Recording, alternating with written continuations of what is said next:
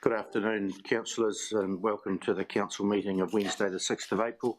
Also like to welcome the media, staff and all those people who are listening in from wherever they are in the world. Well, called for apologies, and I think we're all here, so there is none. Item number 2, extraordinary business. I know of none. Is there any extraordinary business? No. Item number 3, declarations of interest of any matters on today's agenda. No. Number 4, the council meeting, confirmation of the minutes of the 16th of March 2022. Any alterations or additions on page 3? Page 4, 5, 6. Someone like to move that they're taken as a true and accurate record of that meeting? Councillor I'll move. McMillan, Councillor Wilson. All in favour, please say aye. Carried. Item 5, the extraordinary council meeting held on the 29th of March 2022. Any alterations or additions on page 7? Page 8. If not, someone like to move that that's a true and accurate record of that meeting. Councillor Rawlinson, Councillor Lovett. All in favour, please say aye. Again, carried. Item number 6 is the Audit and Risk Committee minutes. Have a mover and a seconder that we receive these minutes. Councillor Falloon, Councillor Brahm. Put the motion. All those in favour, please say aye. Carried. Nothing arising out of them? Yes. Oh, sorry, there is a recommendation. Yes, there is. On page 10, there's a recommendation there. Someone like to sponsor that? Councillor Wilson. Or any questions? Or you're moving? Yeah, I'm moving it. Yeah. A seconder? Councillor Falloon. Open for debate. Any discussion? I'll put the motion. I'm in favour. All in favour. All those in favour, please say aye. Carried.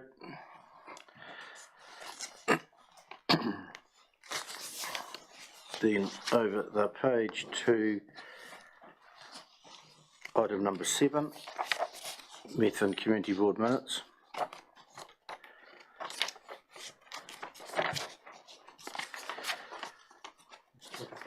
There we are, page 25.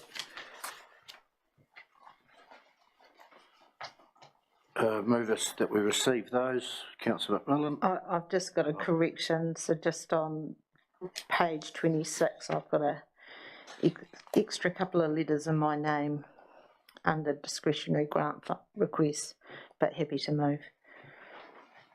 Okay, that we receive those minutes, and they'll be Councillor Latham. They'll be corrected at the next community board. Yeah, just one typo 9.1 strategy and policy. It says also the board would like to see not during the house of darkness. I think they mean hours of darkness. Yeah, we'll make note of that, and it can go through to the Methven Community Board at their next meeting when they confirm them. Councillor Lovett? Can I ask a question? Yep.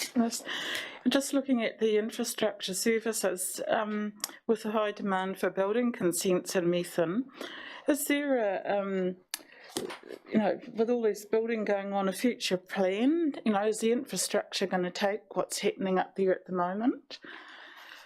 If we got an overview of that. Yeah, Steve. No, Neil. Yeah, certainly with our long-term planning, we do believe we have capacity, and in areas where we see there being an increase, we have planned accordingly in the next 30 years.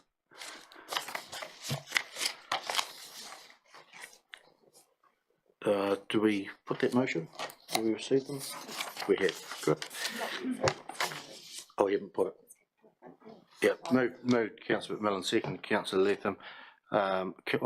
Councillor Cameron, do you have a question? No, oh, I've got the move in the second, just hadn't put the motion. I'll put the motion, all in favour, please say aye. Carried. The next item is number 8, which is the adoption of the draft annual plan 22-23 and consultation document. Welcome, Tony and Janice. We've got the report in front of us, we've read it. Anything further you'd like to add? Yes, through the chair, please. Tēnā koutou katoa. The draft annual plan being presented today is a culmination of council workshops totalling 7 days on the budgets, beginning with a workshop on inflation in November and ending with the final workshop on the draft on March 24th. Through these workshops, there was a direction from Council to proceed with consultation, with the main driver being that we are proposing a higher rate increase than what was in the long-term plan. The long-term plan for year 2 was originally budgeted on a 2.9% inflation rate. However, the draft budget is based on a 5% inflation rate. Adopting that draft annual plan today will mean that consultation can commence tomorrow and run for 1 month, followed by hearings to give the community a chance to have their say. Submissions, hearings and deliberations will allow for future amendments to be made to the draft annual plan before the final annual plan is put forward for adoption in June. This should be before the end of the financial year, and this deadline is set by statute. We've been advertising our 4 community meetings for the past week via direct mail, newspaper and social media. Further radio, social media and newspaper advertising is planned to kick in tomorrow, along with the website itsourplace.nz going live. The first of our community meetings is planned to commence tomorrow online, followed by 3 in-person meetings next week in Rakaia, Methven and Ashburton. Thank you and happy to receive any questions. Thank you, Janice. Good summary of their process so far. Thank you. Councillor Cameron. Thank you. Through the chair, I have some questions with regards to the booklet on the, sorry, this thing doesn't stick over my ears. On the last page, we were asking for consultation. Question 1, do you think we should decrease our day-to-day levels of service to reduce the average rates increase? Yes and no. Question 2, do you agree with the using the 1.7 million from our forestry reserve? And then question 3, general comments. Do you think the questions are a little bit narrow and limit the opportunity for people to discuss other things? And do you think we should give more opportunity for people to, to understand what's going on, like how much we have in reserves, and should the forestry reserves be used for other things in addition to what's currently been there? Like, that's a very small little gap for people to fill in if they choose to go by that. Thank you. Through the chair. So it's a question of balance when it comes to consultation documents, and to make it appealing for people to be able to answer without making it feel like it's a 60 question survey. So we grappled with this quite a bit, and we felt they were the 3 key areas. Because the area does look quite small, no one is limited to that. If someone would like to attach extra information, they're very welcome to do so. If someone would like to simply email us and not do it on the form, that's completely fine, as is just physically writing it down on a piece of paper without having to follow the structure. Because we're consulting on the full draft annual plan, people are welcome to dig into any aspects of that and provide their feedback accordingly. Yeah, Councillor Cameron, the full document's 168 pages, and that is a summary of it, of where interests lie. But if people don't have enough information off the consultation document, go to the actual document, 168 pages, and all the detail is in there. Nothing's being hidden. So, can I ask a follow-on? Yep.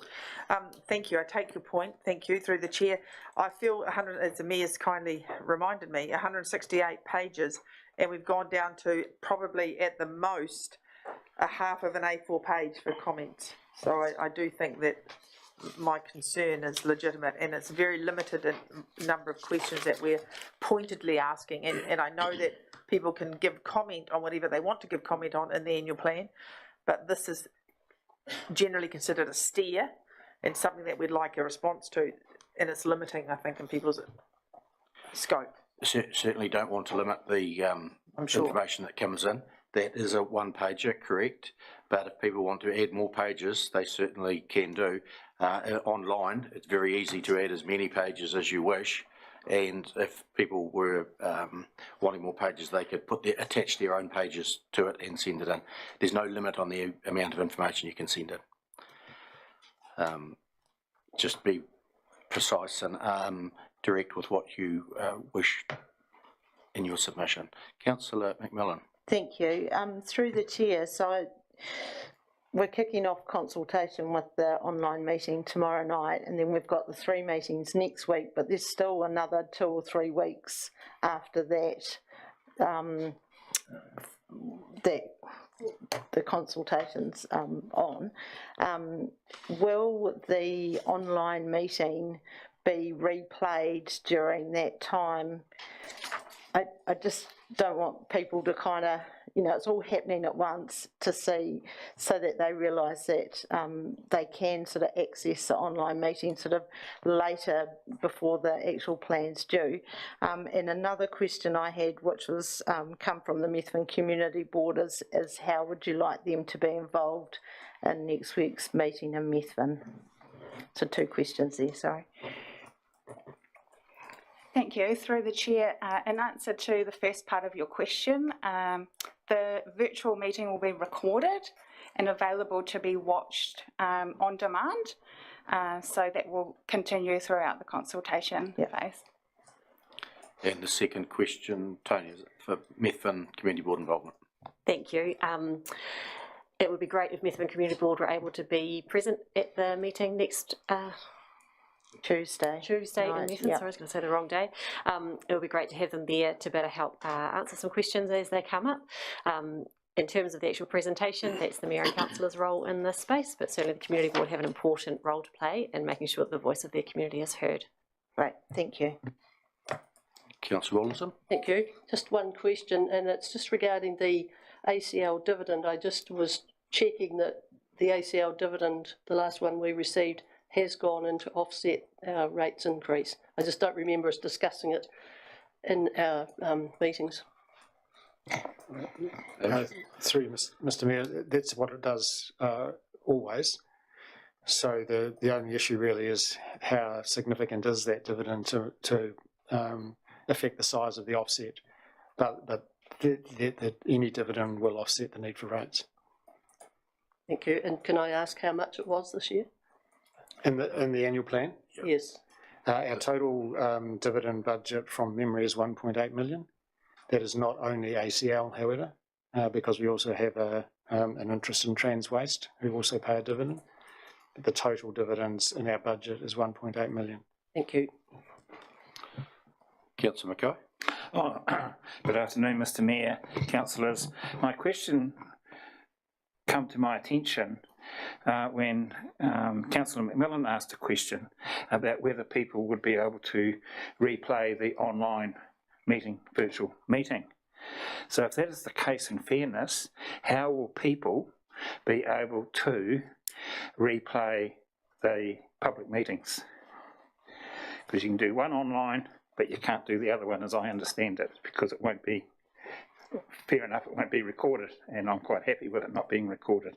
But in fairness of consultation, people that watch the computer get a better go than the people at the public meetings. I'm actually trying to encourage people to come out and face us face to face, because I love that sort of action. So thank you, through the chair. Yes, you're correct, Councillor Mackay. We won't be recording the public meetings in Methven, Ashburton or Rakaia, simply because we won't have the functionality to be able to do so. So therefore the people that go on the virtual computer will get a better crack at consultation than those that turn up at the meetings. Am I correct? No, I through you, Mr. Because Mayor. they get the chance to rehear what everyone is saying on that. Through you, Mr. Mayor, it's just another opportunity for people to hear from council and to understand the annual plan better. So they're all opportunities, but the nature of online is that it sits there for people to view that recording over time. But no one person has any more nor greater opportunity to be involved, because they can, if they can't go to a meeting and they can't access it digitally, they can obtain a copy of the document and still make their contribution. So no one is denied an opportunity to provide their feedback. Thank you for your answer. The computer's finally taken over my life. Thank you. With the onset of COVID, we never knew we could do virtual meetings, but because of COVID, we've learnt lots of things, and virtual meetings is one of them. If COVID had not happened, we would probably be doing them all in person. We may not have learnt Zoom or Teams. We're learning new technology every day because of the circumstances put in front of us. We keep moving forward.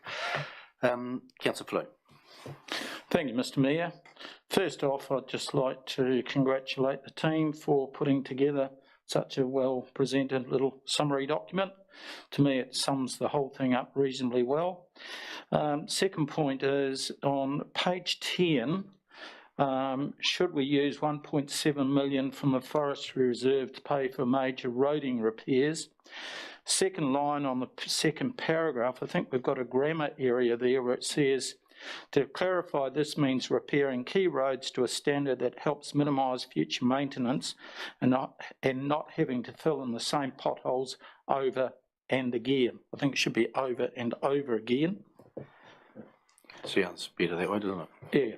Third point is, when I got to page 10, page 12, and basically I put myself in the place of a ratepayer sitting in the back of the Methven Hall or the Rakaia Rugby Club or wherever type of thing, and I looked at rates will increase on average by 9.4% this year, of which 5% is due to inflation. Can someone please tell me where the other 4.4% is going?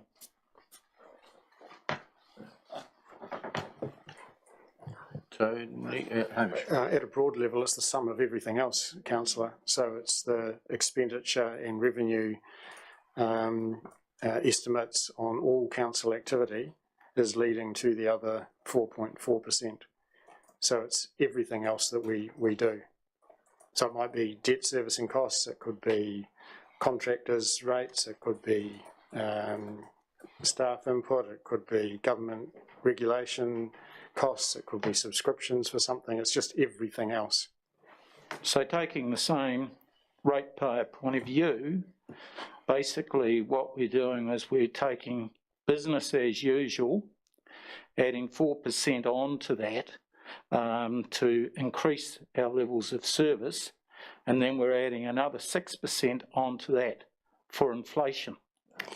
No, it's not that simple, of course, because not everything rises by a uniform rate. So if we go, Mr. Mayor, to our debt servicing, for example, where interest rates might increase, they might double, and we pay whatever that requirement is. The 5% inflation is the inflationary rate we factor into costs in today's rates. So it's not a uniform increase of everything. So we might do some more work, which would increase the level of service. The same level of service might cost more. It might cost more by inflation, but it might cost more by more than that in a specific instance. Caroline, question? Yeah, just not meaning to sort of bang away at the same old topic. We've got the same questions again on page 10. What decisions do we need to make? Sort of clearly channeling for responses on those two important questions. My other question is, when will we discuss things like perhaps limiting the threshold, if that's possible, for rates rebates to perhaps this might be something we could consult on? When do we discuss things like, did we choose the right rate of inflation? Are we going to consult on those things? Are they highlighted in there that people can comment? No. No. Well, you talk about rates rebates? Yeah. Well, we've got a threshold for a rates rebate of whatever it is, X amount. set by statute. Oh, that's set by statute. So we cannot influence that. That'll be, how is that measured? A dollar value or 100 or? So the threshold for qualification is based on income, household income.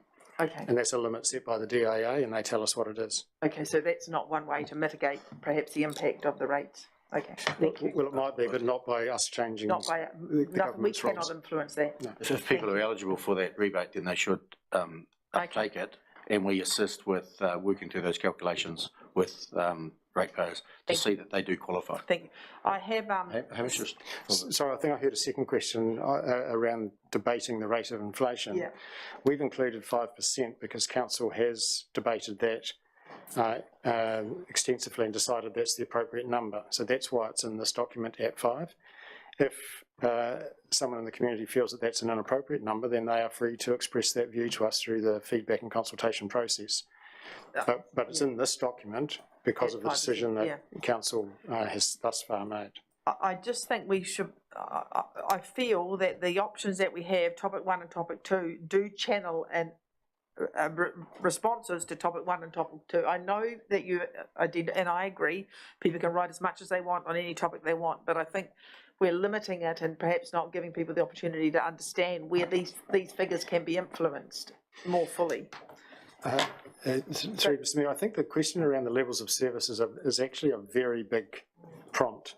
So while it looks like one little question on a half page, it goes to everything that we do. So rather than someone coming to us and saying, the rates are too high, you need to do something about it, what we're trying to ask our community is, well, if you think they're too high, what is it you would like us to do about it?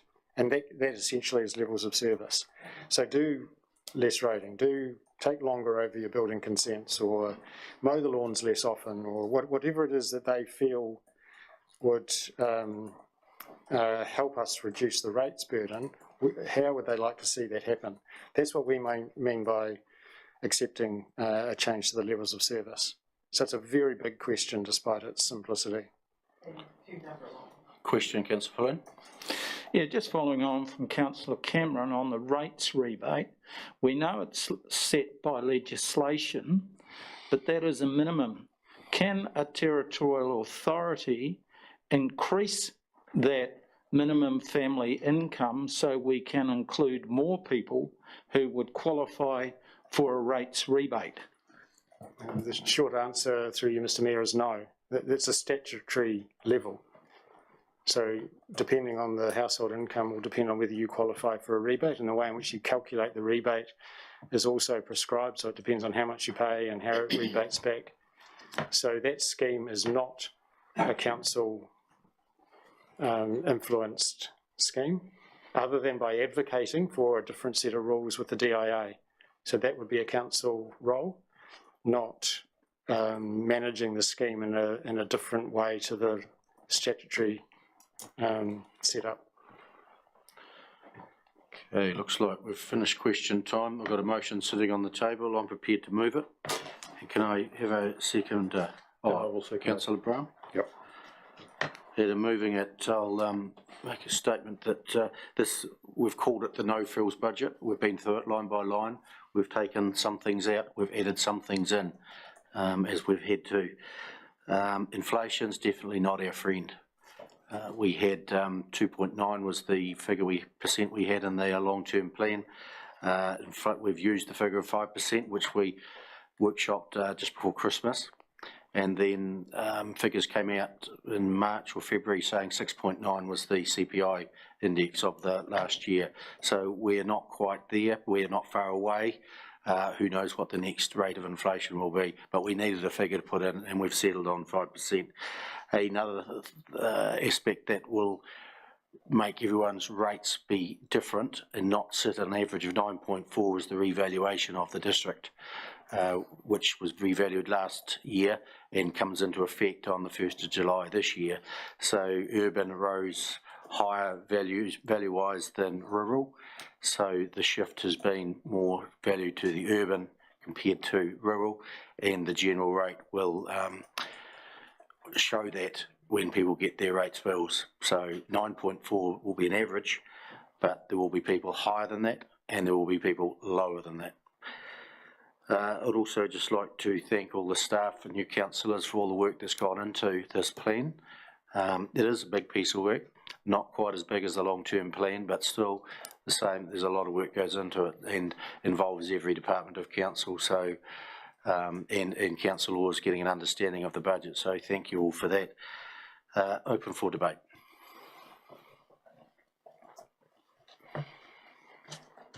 Councillor Brown. Thank you, Mr. Mayor. It's been a hard half year for us. We've all been trying to keep it as close to the bone as we could, but we couldn't. There's too many things we don't know of what happens.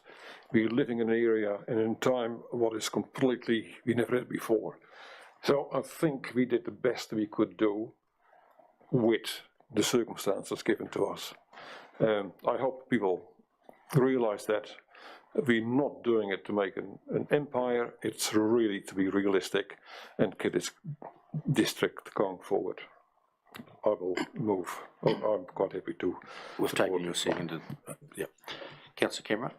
Thank you, Mr. Mayor. I have really the comment I'd like to make is I would like as many people as possible to submit on this annual plan and particularly the rates, the impact on the rates. I think it's not necessarily everything in there that I agree with, but I will support it today to go through the consultation because it's got to this stage and we need to consult.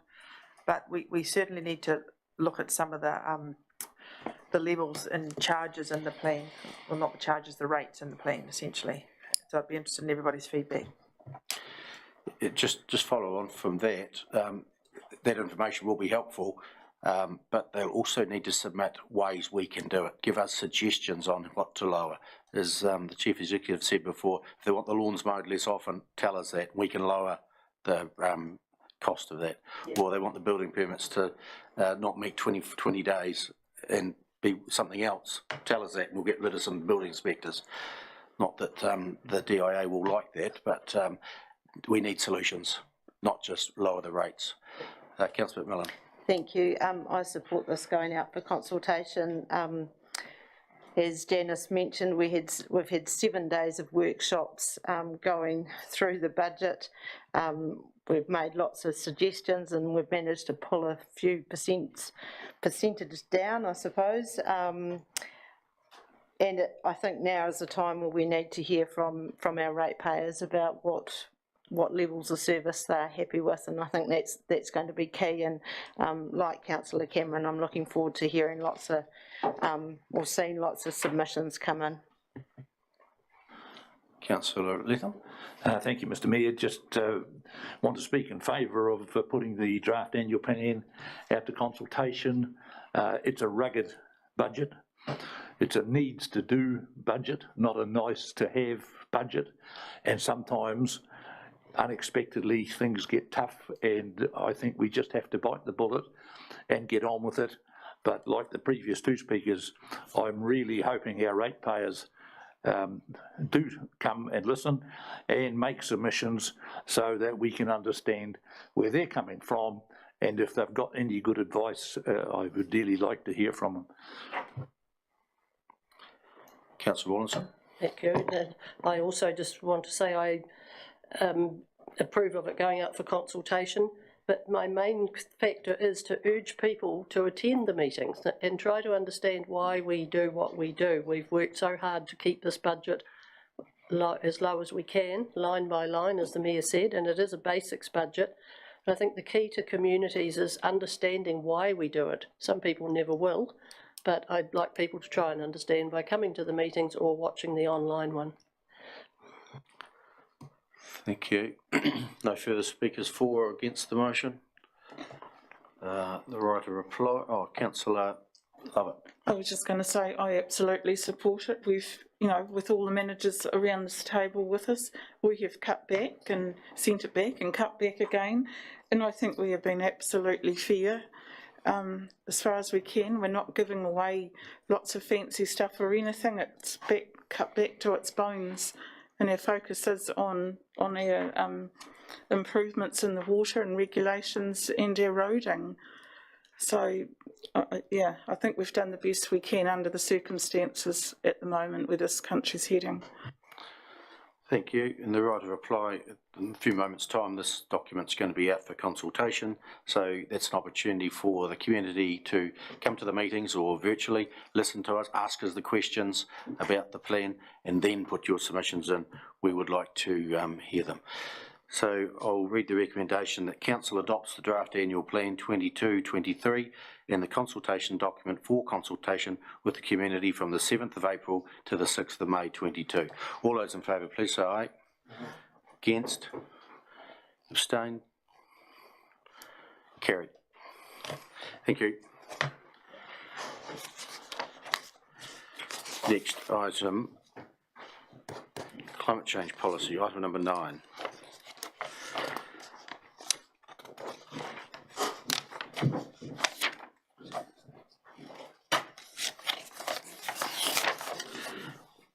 Which is on page 31. Mel, Richard, anything further to add to your detailed report? Through the Chair, there's nothing further to add and we're happy to take questions. Thank you. Councillors, questions of Mel or Richard? Councillor Mackay. Oh, right. Thank you. Going to page 50. Can I get there? If I may. Yep, page 50. Computer can't keep up today, what's wrong?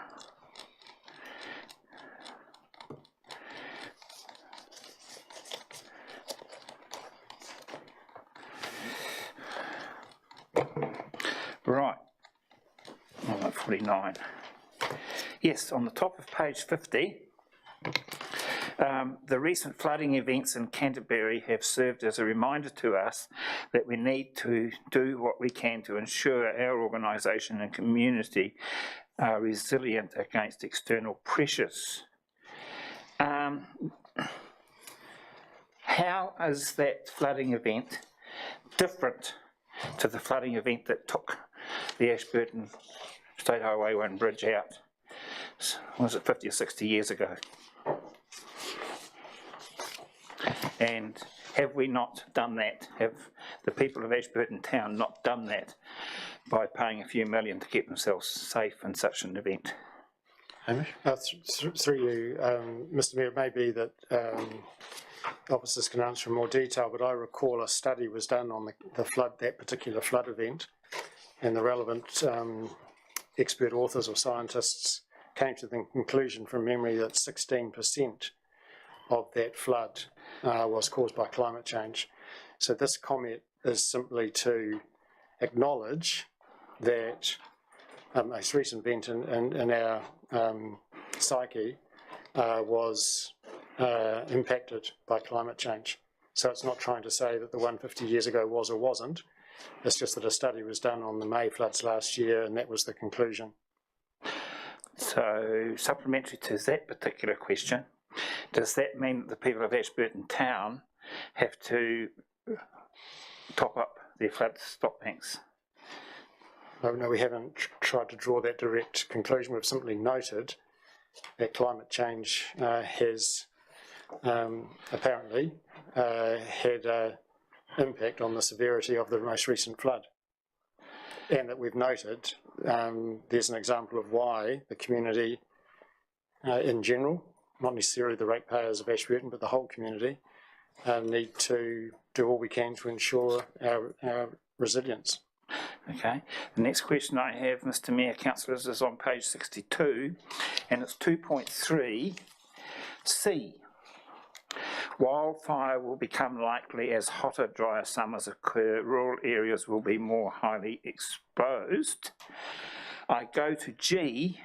Summer rainfall is projected to increase up to 20% in the inland Canterbury Plains. It is projected to gradually reduce towards coastal areas. Winter rainfall. So how do those two sentences correspond? One has us drier, one has us wetter, and they're roughly the same place. So I beg the question. Extreme. Sorry, I'm smiling underneath this. What is the projection? Through Mr Mayor, Richard might want to comment on the detail, but these are the issues raised by the Canterbury Climate Change Risk Assessment, prepared by Tonkin and Taylor on behalf of the Mayoral Forum, which this council adopted. So those statements are relevant to this council because that risk assessment was received by this council. In terms of the detail of those two statements, I imagine it's both things can be worse and still be true. I.e., that you can have drought and floods over a period of time that are more extreme without that being contradictory. But Richard might want to have make further comment. Richard? Yeah, I don't know if I'll express it quite as elegantly as the Chief Executive just did, but my understanding is that more extreme weather events, whether it's extreme dry or extreme wet, will become, this is a scientific conclusion, will become more frequent over time.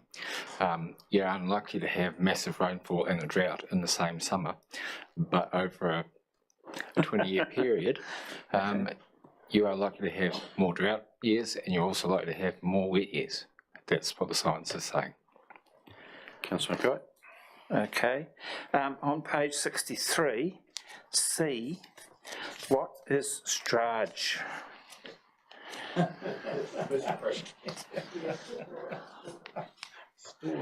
Thank you, Councillor. We'll amend that to storage.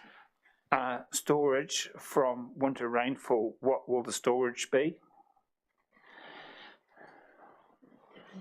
Again, we refer you back to the climate change risk assessment. So we'd have to go right back to that document to get the context for that comment.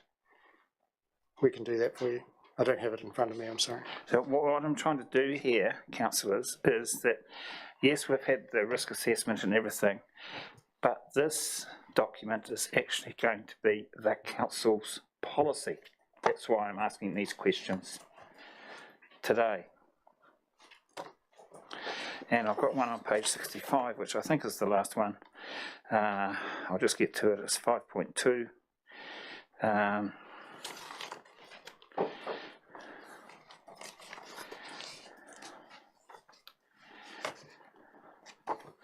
Council will have appropriate regard to climate change adaptation and mitigation of its decision making and resource allocation. Lovely words. What will that actually mean? All of the above? Richard? I'll have first crack at this. One of the council has always, when making decisions around this council table, went back to the very onset of local government, always had regard to the factors that were relevant to the community at that time. The law, what people can afford, what people expect, all of those things you take into account every time you sit around this table to make a decision. And in some decisions, some things will be more important, and other decisions, they'll be less important. What we're saying in that statement, which hasn't changed from the 2019 policy, is that at this time, for this community, climate change is one of those things we need to factor in to our thinking alongside budget and community expectations and the law and all those other things as governors you need to take into consideration. That's what those words are saying. And resource allocation, we could have said decision making and budgeting, and it probably would have been more clear what we were saying. But when you make budgets, you have to make choices about level of service, about what rate of inflation you're going to have, all of those things you've already talked about today. Mr. Mayor, one last question. Can I please thank the officer for his very, very good answer, and I hope all councillors of the Ashburton District Council in the future take note of how he put those words. Thank you, Angus. And I think if this motion's passed today, there's a resilience action plan in there which will be developed, and that will say what you'll do with how the storage will be done. That will lay out what is required for council to do. So we have the policy, yes, but there's another step to it. Councillor Wilson. Thanks, Mr. Mayor. Rather than debate the policy, the statement for a start. I looked at climate change policy that we're actually going to implement and went through it there. First of all, as an analogy, we've been told that New Zealand is very small in world terms, but we all should do our bit. This morning the government said they're asked should they supply arms to Ukraine. We're so small we have no effect. Leave it to the big boys, they'll do the work. Climate change, we're suddenly as big as everybody else. I'm disappointed with the policy in that it's a cut and paste. I know the Mayoral Forum put it out. I thought it was Ashburton District Council's climate change policy. And I too, like Councillor Mackay, wildfires. We had wildfires 30 years ago before we had irrigation and pivots. Can you imagine a wildfire going across this district at the moment? Of course not. Most of it is irrigated, green. We might get odd grain crops grow, but we have no such thing as wildfires. And then hot days. Hot days over 25 degrees. By giddy aunt, have they never lived in the Ashburton district? If we don't get 25 degrees for quite a few days in summer, we think we're shortchanged. I mean, this is just plain ridiculous. If they said 35, we've actually had 41 in Ashburton.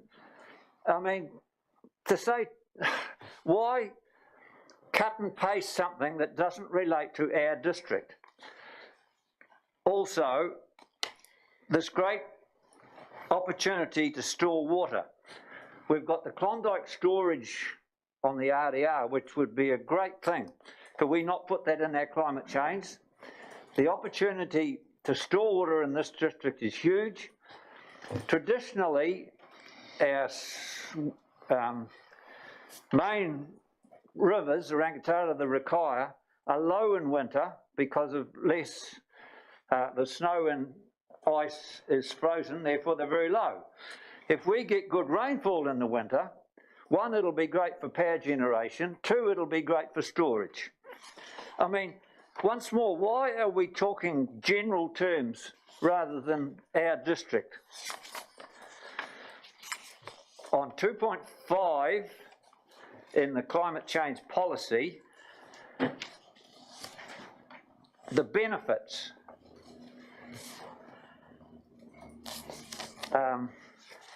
I think they should be expanded.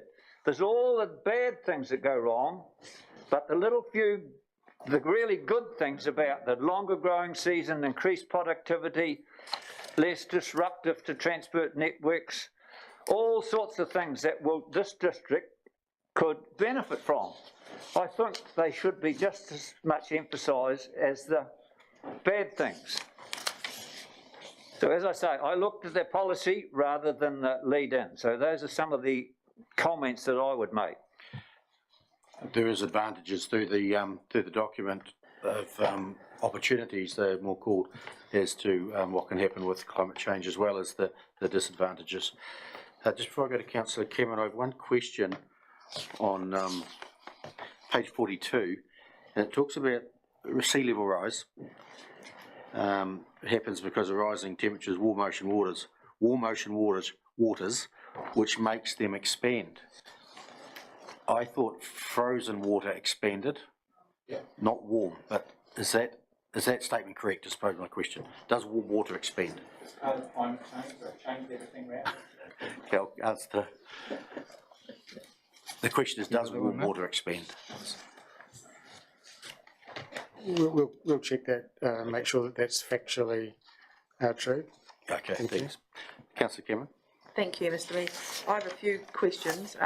We start the climate change policy review. The second point, I think, is there have been issues regarding the implementation of the policy, and therefore council has not made much progress towards achieving the objectives. And if I've read it correctly, that's because there hasn't been an assigned budget and there hasn't been a sort of a dedicated person responsible for the implementation of the climate change policy. Is that correct? Have I got that correct through the chair? Through Mr. Mayor, that's part of it. Neither is climate change consideration deeply embedded in every decision-making process. But yes, you're right to say that some of the issue are those things you say. Which is disappointing, given that if we look at our place surveys, which is also addressed in the comment, it's been third or fourth or fifth or in the top 8 concerns for people that have responded to the survey for the last 2 or 3 surveys. So that needs to be dealt to. But that was a nice segue, Hamish, into where is it in, for example, the purchasing policy. I know that I've mentioned the purchasing policy over the years that I'd like to see more purchased locally, and there has been a sort of an advantage to buy local, although I haven't yet seen that figure. But is it the climate change needs to be in revenue and finance, it needs to be in purchasing, it needs to be in all our policies have to have a climate change sort of analogy as to how they will impact. So it needs to be sort of endemic throughout our whole business, if you like. It could be if that's what council wished. But otherwise, we're just paying lip service to it, aren't we, if we don't really... Well, we're trying to make progress in the real world, and that is requires care. I do recall a report that came to this council that did refer to climate change as one of its factors, and that report generated quite some discussion because of that. So there is there's a progress down this path that we have to keep taking, but we need to do it with care, I would have thought. Absolutely. I think there's very little point, though, through the chair, adopting a climate change policy unless there's a genuine belief in the climate change policy. Otherwise, it's just lip service. One more question. We talk about abreast of legislative changes. So my question is, in the report, it mentions there's going to be a huge amount of legislative changes, the RMA and all sorts of things with regards to coming from the government. Are we abreast of those? Like, has somebody understood and followed them and aware of what they would likely to, how they're likely to impact on our business? Through Mr. Mayor, to the best of our ability, and sometimes there are far-reaching consequences of government legislation that only become apparent over time. But as much as we can with the resources we have, we try and factor in the impact of all legislative change. Thank you. Thank you. I'll just leave my other remarks for later. Thank you. Just before we go to Councillor McMillan, I have a question on page 52. And there's talk there about the New Zealand Emissions Reduction Plan, and it's due by the end of 2021. Did it come out at the end of 2021? I presume it's a government document. No, it did not. They deferred its release until May due to COVID. Right. Thank you. Councillor McMillan? Thank you. Through the chair, just a question on the top of page 53 on the who. Would you include councillors and the mayor in that list who attend sort of different climate change workshops? And I know with the mayor through Mayoral Forum, etc., it just may make sense having us included in that as well, because there's quite a few different meetings that we're involved in. It makes good sense to me, Mr. Mayor. Thank you. Councillor Lovett? Yeah, I just found it quite depressing when you read through this. There's a lot of conflicting views on the weather and forecasting and what's going to happen to us. But in our strategy, the policy goals going forward, I would hope to heck that we're going to have some local tracking in place. You know, this is based on Canterbury and copy and paste, and I'd actually like to see up against this policy here, benchmarking it going forward and having a bit of monitoring going on with our carbon emissions and methane gases and rainfall and everything, and with monitors actually put in town and also out rurally around farms, and actually tracking sea level and see, is it rising, and you know what's happening. Because 2 years ago they unearthed some newspapers out of New York, which New York 2 years ago, from 100 years ago this report was done, was supposed to be underwater, and the Pacific Islands underwater. And New York's not, and one of the Pacific Islands is actually gained about 30 hectares. And I actually think we kind of need some checks and balances to see all these predictions. Is it truly happening? And if we can put in some monitoring and stuff to take us on that journey to see how bad it is or what is actually happening. Things like you suggest could be in the Resilience Action Plan. Well, I hope it will be, because I think we've got to get to local level and see what is actually happening, because our farms could be green. You know, there may not be issues out there with growing all our green crops and things. And nobody knows that. But a lot of this is done on computer analysis and stuff. And I'd actually like to see some hard facts of local knowledge put in. Hamish? Thank you, Mr. Mayor. Mr. Mayor, this council does not have the scientific resource to challenge the world's experts on climate change, and so unless you allocated significant resource for us to do that, we're not intending to have a vast gathering of scientific information in the Ashburton District. A council like this has to be able to rely on the information that's readily available to us. In terms of specific actions and impacts, though, the local knowledge and the impacts on the ground is a critical part of any specific action. But it has not been, it is not currently our intention to take on the world scientists to challenge climate change per se. It has been to accept the general body of knowledge and to try and think how it might impact here, and how do we prepare and be ready for that impact on behalf of our community. So that's been our general strategy, rather than to propose scientists to challenge the prevailing view. Councillor Latham. Thank you, Mr. Mayor.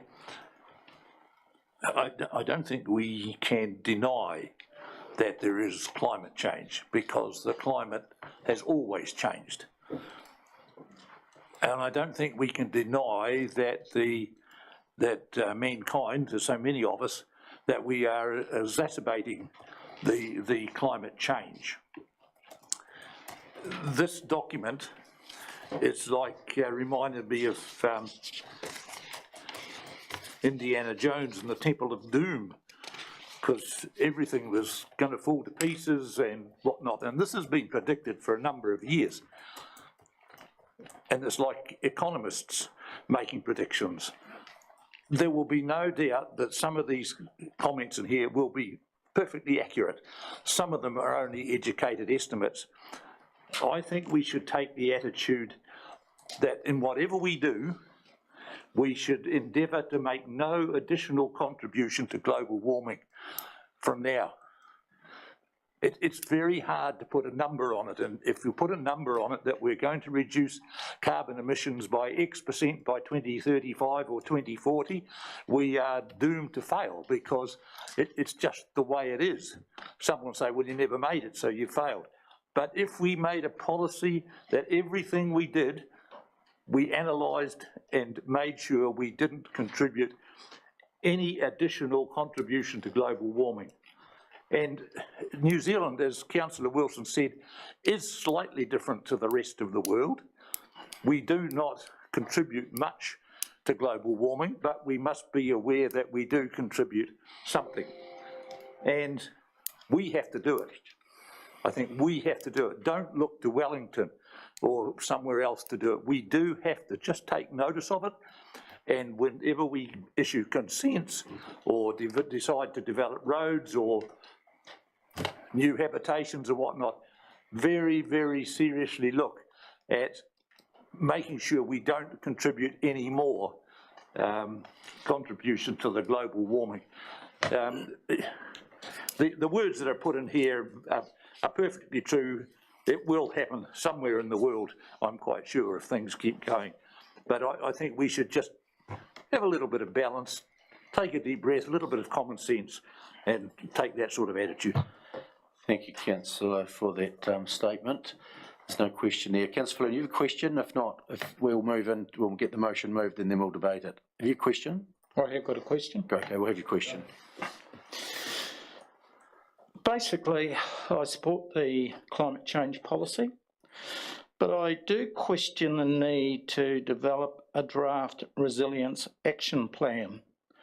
The first question is do we have the resources to do it? And the second one is, what is it going to achieve? Because what we're looking at is only the actions of the Ashburton District Council and their employees, no one else.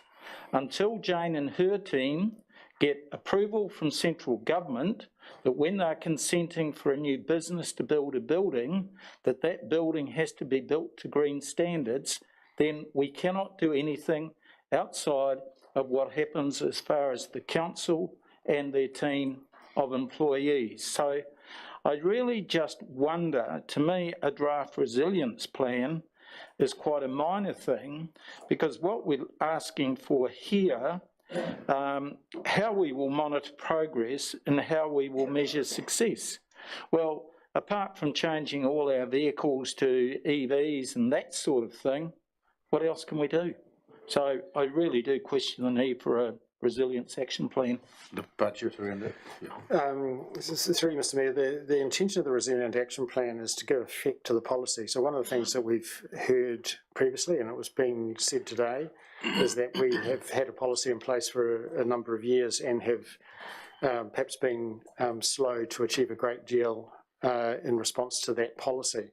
And so this is acknowledging that and saying, let's convert the policy position into a doing document, and that will require resource, and hence we would always bring that to council for approval. But the intention of the the resilience action plan, is to try and in a more concrete and explicit way give effect to the policy. So rather than the policy just being words on a page that gets put aside and we can tick the fact that we've got one, we're trying to give effect to it through the action plan.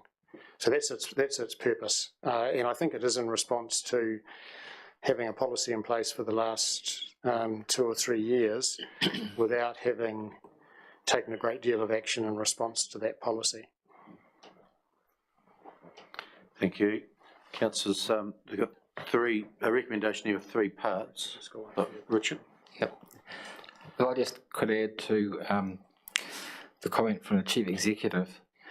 One of the things that we were asked by the community when we received submissions on the original climate change policy was, we broadly agree with the direction you're travelling in, but how are you going to get there? Now, this will come as no surprise to you, but I actually have a favourite section of the Local Government Act. And it's section 14, and it talks about the principles of local government. And principle 1A is that a local authority should conduct its business in an open, transparent and democratically accountable manner.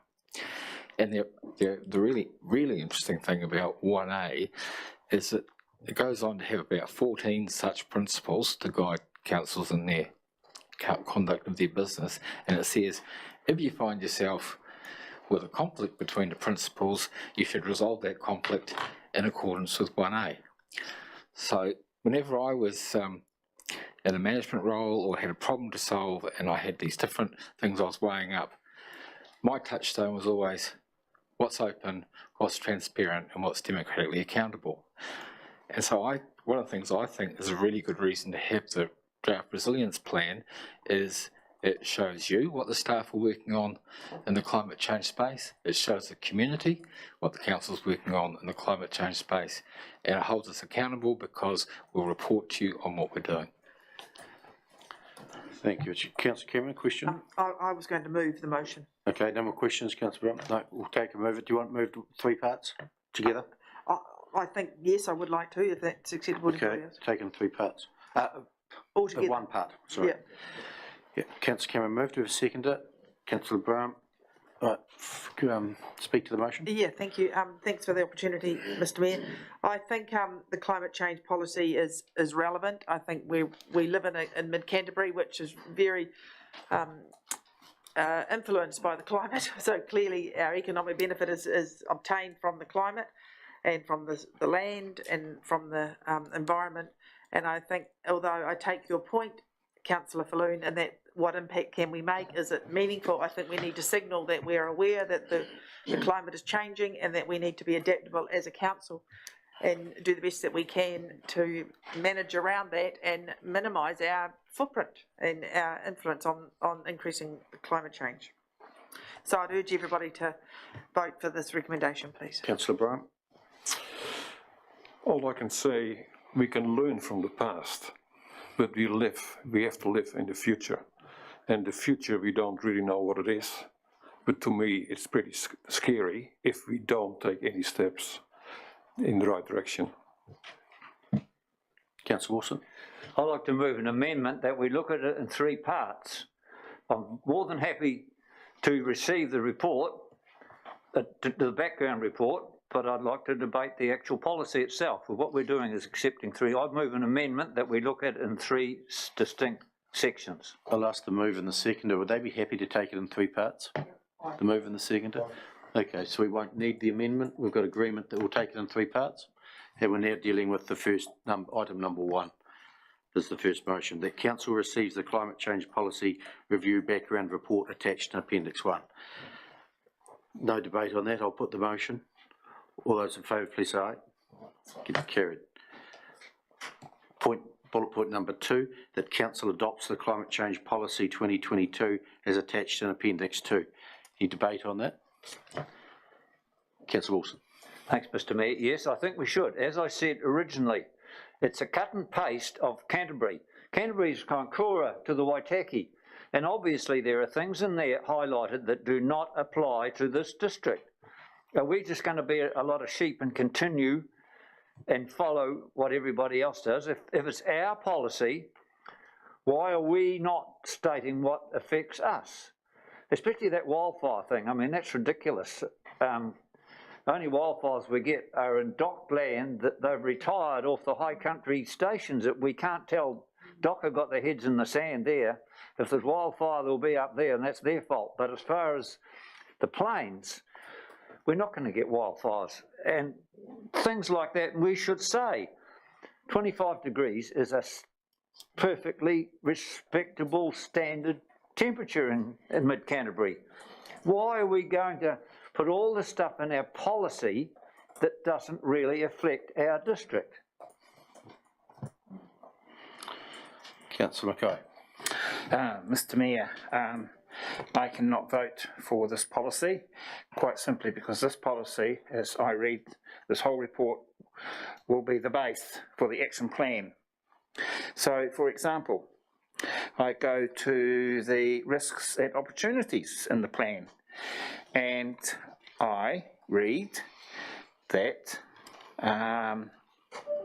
where are we? That there'll be increased opportunities. That's good. There'll be storage. I don't know where. There'll be less snow and ice. I've lived with some of that all my life, and it's very hard to predict.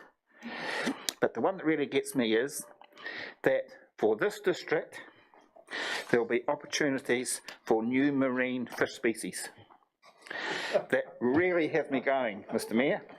And I believe that before we write the strategy, we should actually write a policy that affects this district and the way that this council operates.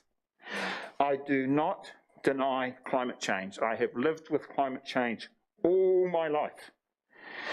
I've even gone to the extent of buying pea vine at quite a huge expense to put in the shed, and it was 12 years before I used it. But one day out popped the ice and snow, and it was good to have. Kept everything alive in the paddocks. There are things that we can do as a council. There are things that we have no control over. I don't think we should try and solve those things that we have no control over. My main thing is I don't believe this policy is too wide-ranging and should be narrowed down as the base for what we will do in the future for this district. I will be voting against. Councillor Latham. Thank you, Mr. Mayor. I support the recommendation that the council adopts the climate change policy. Councillor Wilson says that wildfires don't happen, and he's probably right if you compare it to what Mid-Canterbury was 30 or 40 years ago. But I do note, however, there's a big fire burning in south in a swamp. So fires can happen anywhere, disasters can happen anywhere. And I would draw councillors' attention to Council's duties and responsibilities, clause 2.3.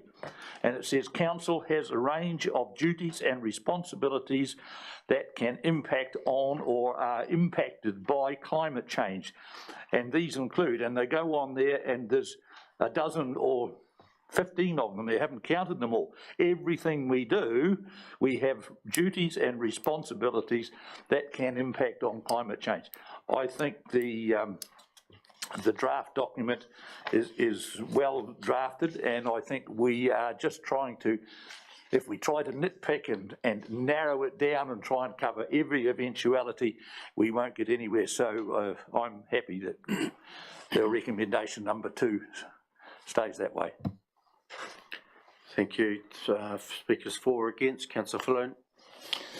I actually support the policy, even though I agree fully with Councillor Mackay's comments, because we have to be seen to be doing something. And if we don't support or have a policy, then we're not seen to be doing something. So that is the only reason why I support it. So I'll speak to the motion. We need to do our bit, and having this climate change policy here starts it off. We've had one for 3 years now. We developed a climate change policy 3, perhaps 4 years ago now, because other councils and government were declaring climate emergencies. And they've declared these emergencies some years ago, and what have they done? I haven't seen anything that I'm aware of. We developed a policy. It was a fairly loose policy back then. It is refining. It's now going to move into a resilience action plan, which is the next step, as long as we pass here today. And if we haven't got the policy dead right, we can review it again in 3 years' time. And as a standard clause, we can review it in 3 years' time. But if we want to review it earlier, we can. So hence the my support for the motion. Any other speakers? Do you want to write a reply? Councillor Cameron? Thank you. I don't think I need to write a reply. I think everybody summed it up pretty eloquently. We have to support this motion. The climate is changing. We have experts around the world that tell us that, and there's an opportunity here for this district to maximise and achieve benefits from the climate change. Also aware that in the future, this climate change is anticipating the future. So as Councillor Latham alluded to, we can't look at today and say these things are not happening. They may happen in the future. So I urge everybody to vote to support this motion, and I think we need to begin the journey to maximise our opportunities in the future. Thank you. So we're voting on point number 2, which is the Council adopts the Climate Change Policy 2022 as attached in Appendix 2. I'll put the motion on in favour. All those in favour, please say aye. Against? Recorded against, please. Carried. Recorded against Councillor Mackay. Councillor Wilson? Recorded against. There was only 2 against, I think. Yep. Thank you. Bullet point number 3. The Council resolves to develop a resilience action plan to give effect to the climate change policy. Debate. Councillor Falloon. I will be speaking against this particular motion, because to me, we're too small an organisation to actually need one. An easier way is that whatever we do, we should automatically be doing along environmental lines anyhow. And to me, those parts of policy which do affect the environment, all we've got to have is that reference should be made to the Climate Change Policy 2022. When I look at this, what I see here is the opportunity for yet another employee to be taken on to write the policy, then set the standards, and then go out and make sure that we're meeting those standards. And to me, we're too small an organisation to be doing that, and therefore I will be voting against the Resilience Action Plan. Councillor McMillan? Sorry, Councillor Rawlinson. I take the opposite view. I think that by having an action plan will give us something. We've talked about benchmarking ourselves. as we go through, and I think it will give us that opportunity. And I just want to comment back a bit too about some of the comments. You know, as I read all our reports, I know we have to do something, but there's a lot of stuff in there that it's like trying to reinvent the wheel. When it talks about weather effects and droughts, well, the 81-82 drought just about did everybody in the district, whether you had irrigation or not. And I struggle with the fact we've got 3.5 pages of negative impacts in climate change and half a page on opportunities. I think that's been mentioned before. So, and also, you know, you think of the snowstorms we've had. So a lot of it's I call it evolution. It's happening, and it's going to continue to happen if we can mitigate some things. Good, yes.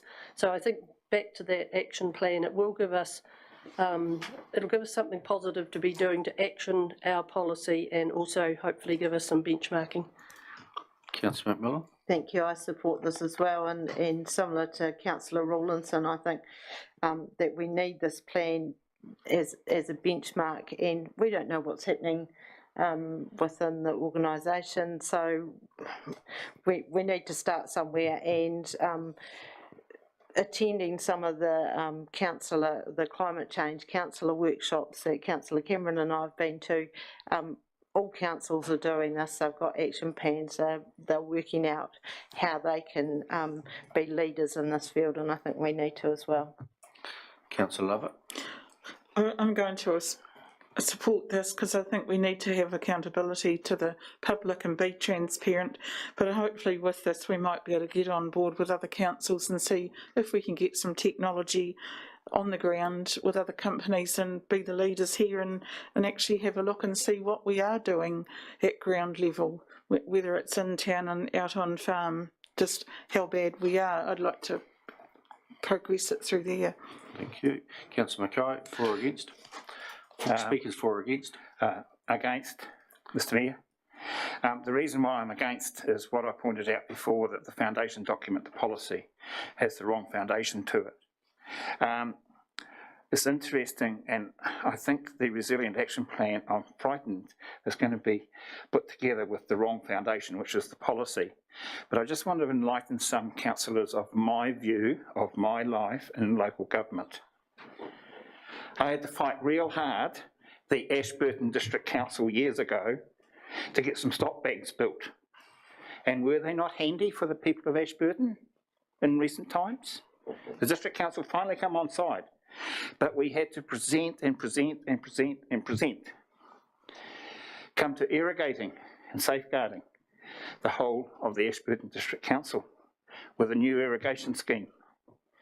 Get that through, we have to set up a community trust to show the benefits to the Ashburton District Council. So I've had to work real hard over the years to try and safeguard this community. And I'm frightened that this action plan, which we badly need one, but this action plan is going to be built on a flawed policy. I'll be voting against.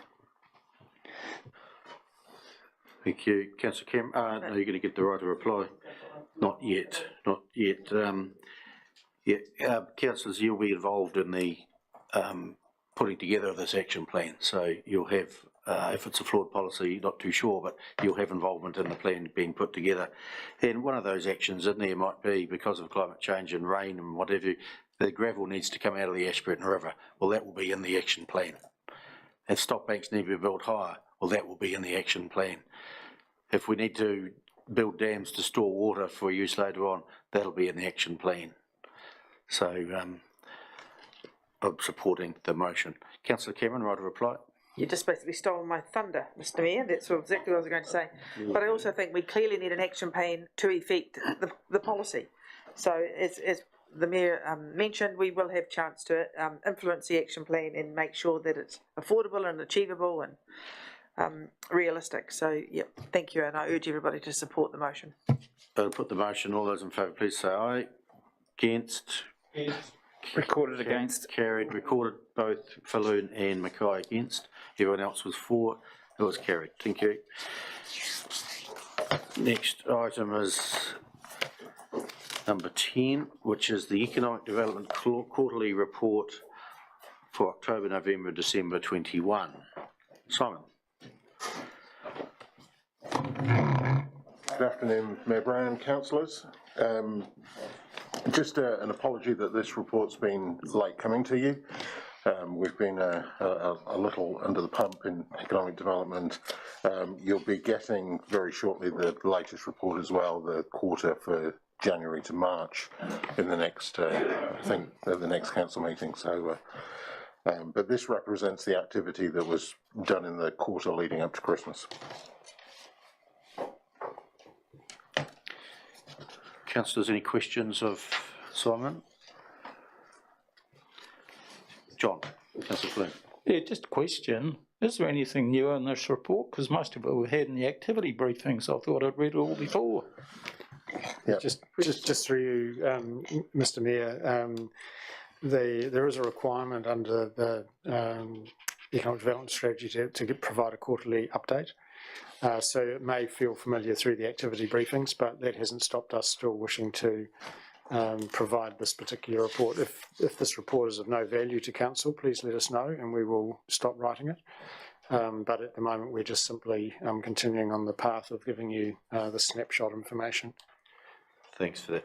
Now, just one question, Simon, the SFF 3F's proposal. What's SFF's? Sustainable Farming Futures Fund. Right, thank you. No, Councillor Lovett. But we'd happily take funding off them as well, John. Councillor Lovett. It's probably not a question, but I just had a comment on pillar 1 on page 67. We're just in questions at the moment. Oh, yeah, the council's role in supporting the primary industry. I just don't know well, put it round this way, where you see yourself in here. Are you going to be the drivers of this, or is it going to be farmer led up? So this is the Resilient Business Project, and we've had lots of workshops, and you've heard from farmers in workshops as well that it's very definitely farmer-led, farmers identifying the issues and opportunities that they see coming in the future. We're just simply enabling that work to take place with, bringing together the farmers with the support agencies, with the lead bodies, with research elements to make sure that we're looking to the future and building a really strong economic base in the future. And our role is very much a facilitator in that process, we're in no way, shape or form telling farmers what to do. No, that's good to hear, because I'm frightened it might become an advisor, regulator, which a lot of these farmer industries now seem to be too aligned with government, and government, is coming through. Okay. We've heard really strongly from the primary sector and from farmers in particular that there are gaps, and we're trying to enable or facilitate the closing of those gaps with good information, good science, good market intel, so that farmers can do what they've always done, which is to make decisions about their businesses and really drive the economy of Mid-Canterbury. So that's our role. Councillor Brown. Thank you, Mr. Mayor.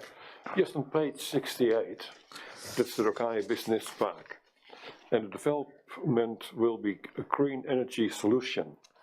What exactly does that mean? Does it use solar, hydro? Hydrogen is what's been proposed for that particular development. So there's some, and it's a development that's moving really quickly. So I've with a lot of the developments I've talked about in the report, I've given a high-level overview. We are subject to an NDA on this particular development around the detail, but we're working with with the developers of this business park to help them navigate government funding sources. And what they're looking to do is build a green agri-tech park that has a range of users in the park. It'll be powered by hydrogen technology and green hydrogen technology as well. So. Thank you. Councillor Cameron. I have two questions, please, Mr. Mayor. The first one is under placemaking and branding through the chair. Where are we up to with regards to the signs, Welcome to Ashburton, Farewell from Ashburton? So I'm just trying to get a date to organise a workshop with you all so that I can show you what's been developed to date, and then take some advice from you all in terms of how we proceed, in terms of how do we engage the community of Ashburton in the thinking that goes goes in behind this. Thank you. So that is coming quite soon. Hopefully, yeah. Yeah. And my next question, please, is the siding, moving the railway hub out. What, I see we've got 2.5 million from the government, is that right? From Minister Wood? Hamish? Yes, so we're a contributor. This is not our project, so that 2.5 million isn't to the council. No. But we are working with a number of other parties to effect a change of location for the current freight hub, and that the government has they announced it last year, but they have reconfirmed that the $2.5 million has been approved through the ministers now. The money in itself will go to Kiwi Rail as one of the partners in the project, but council is also a partner in the project. So we don't have any idea of timing? Oh, there's lots of updates, and I could give you in relation to the Fairfield freight hub, some of which are still commercially sensitive. Sure. But the project is continuing to be developed, and we were very pleased that the ministers involved have confirmed the government's contribution. And as a little side comment, it would be good when they move it, if they do the weeding and spray the weeds down there where they take it away from too, because it's looking a bit scruffy down that railway line. They will listen into this and hear that. Councillor McMillan. Thank you. Through the chair, the welcoming communities, so is there a staff member in place for that, or have you been doing that work as well? I'll just put your light on. Sorry, yeah, I've been attempting to do it as part of the rest of my job, but we're interviewing this week coming for, so we've got 3 applicants that we'll be talking to this week, and then making a decision hopefully very quickly after we've met with them. Thank you. And just another question on the citizenship ceremony. So there hasn't been any for probably all year, has there, or longer than that? Is there any word from DIA of when they might start back up again? Because they're quite an important day for new citizens in the district. There's a huge backlog. Yes, there will be a big backlog, yeah. Through the chair, I spoke with DIA just a couple of days ago. Their policy, so we lost the first ceremony last year, we lost because of the flooding. That's right. And then subsequently COVID had put pay to the other 2. DIA have got a policy of no citizenship ceremonies while COVID remains at the levels it's at, and they confirmed that a couple of days ago, but we're in discussion with them about how and when we can run them. We'll come back. But yes, you'd imagine that there's an awful lot of people who will want to attend a ceremony, and even though they'll have gained their citizenship, so that's not being held up because of the lack of a ceremony. Yeah, thank you. Councillor Rawlinson. Thank you, and thank you for the report. I enjoyed the updates. There's a few things in there we learned. Just a question on Pillar 5, the nitrate report that we commissioned and Richard completed. I see it's gone to Waimati and some other community groups. I'm just wondering what impact it had, or did you have any feedback, or did it scare the bejesus out of them, or what? Yeah, so Waimati have picked up the essence or the formulas that we used in that report and have applied it to the Waimati district. So they've actually started to move with it and use the research to sort of expand out the thinking. I think probably it's safe to say they have the same perspective that you all had, which was doing nothing is quite horrifying if suddenly we're faced with meeting a standard of 2.4 parts per million and we've done nothing to move our way there. So yeah, we continue to work with other territorial authorities. There's a lot of interest in the work we're doing.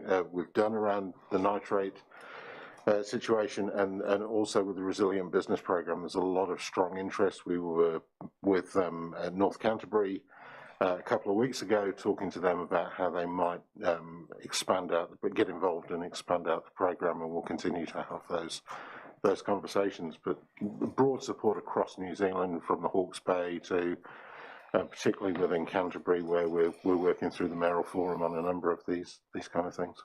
Thank you. Councillor Wilson. Thanks, Mr. Mayor. Page 69. The summer student you employed what came out of it? I mean, surely people know when their consent expires, and the owner knows the existing dairy and arable infrastructure. Have we got a student going around telling them when their shed needs replacing? What good came out of that? So, yes, individual farmers know what their consenting timelines are. Yes, they will have a view as to the longevity of their sheds and structures on their farms. What we were particularly interested in is understanding the decision-making timeframes that the ag sector are working towards. We saw from that work that there was an awful lot of sheds put in a particular point in time. We were able to forecast out, given the normal sort of tenure of sheds on farms, what the likely next major decision point that farmers would make in the Ashburton District, which then corresponds into that resilient business program, and looking to really help inform what future direction people might take by getting appropriate research in place for them to make the decisions about, do they replace a milking shed, or do they look to a different use case based on markets, technology, farm land use. So yeah, I think that work was quite valuable in terms of giving us a really good indication about where all businesses are within their decision-making frameworks, decision-making periods within the Mid-Canterbury area. Would an ecology student have any idea about the life of dairy sheds or any sort of infrastructure? Well, she has had an awful lot more skills than just the ecology degree she's studying, and certainly her data analysis skills were used in that particular piece of analysis. Another question, Mr. Mayor. You said you spoke to farmers in lead up to your report. How did you pick, and who did you pick, and how many did you pick?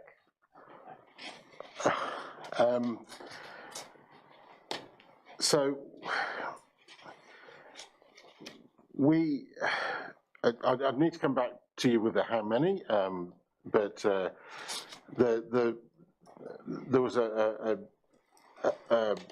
variance of, there was a mixture of different farmers and farmer types picked for the research who could talk on behalf of arable, dairy, mixed farms. So the idea was not to talk to a consensus or a census of farmers, but to pick farmers that could add some value and input into the report from the different sectors.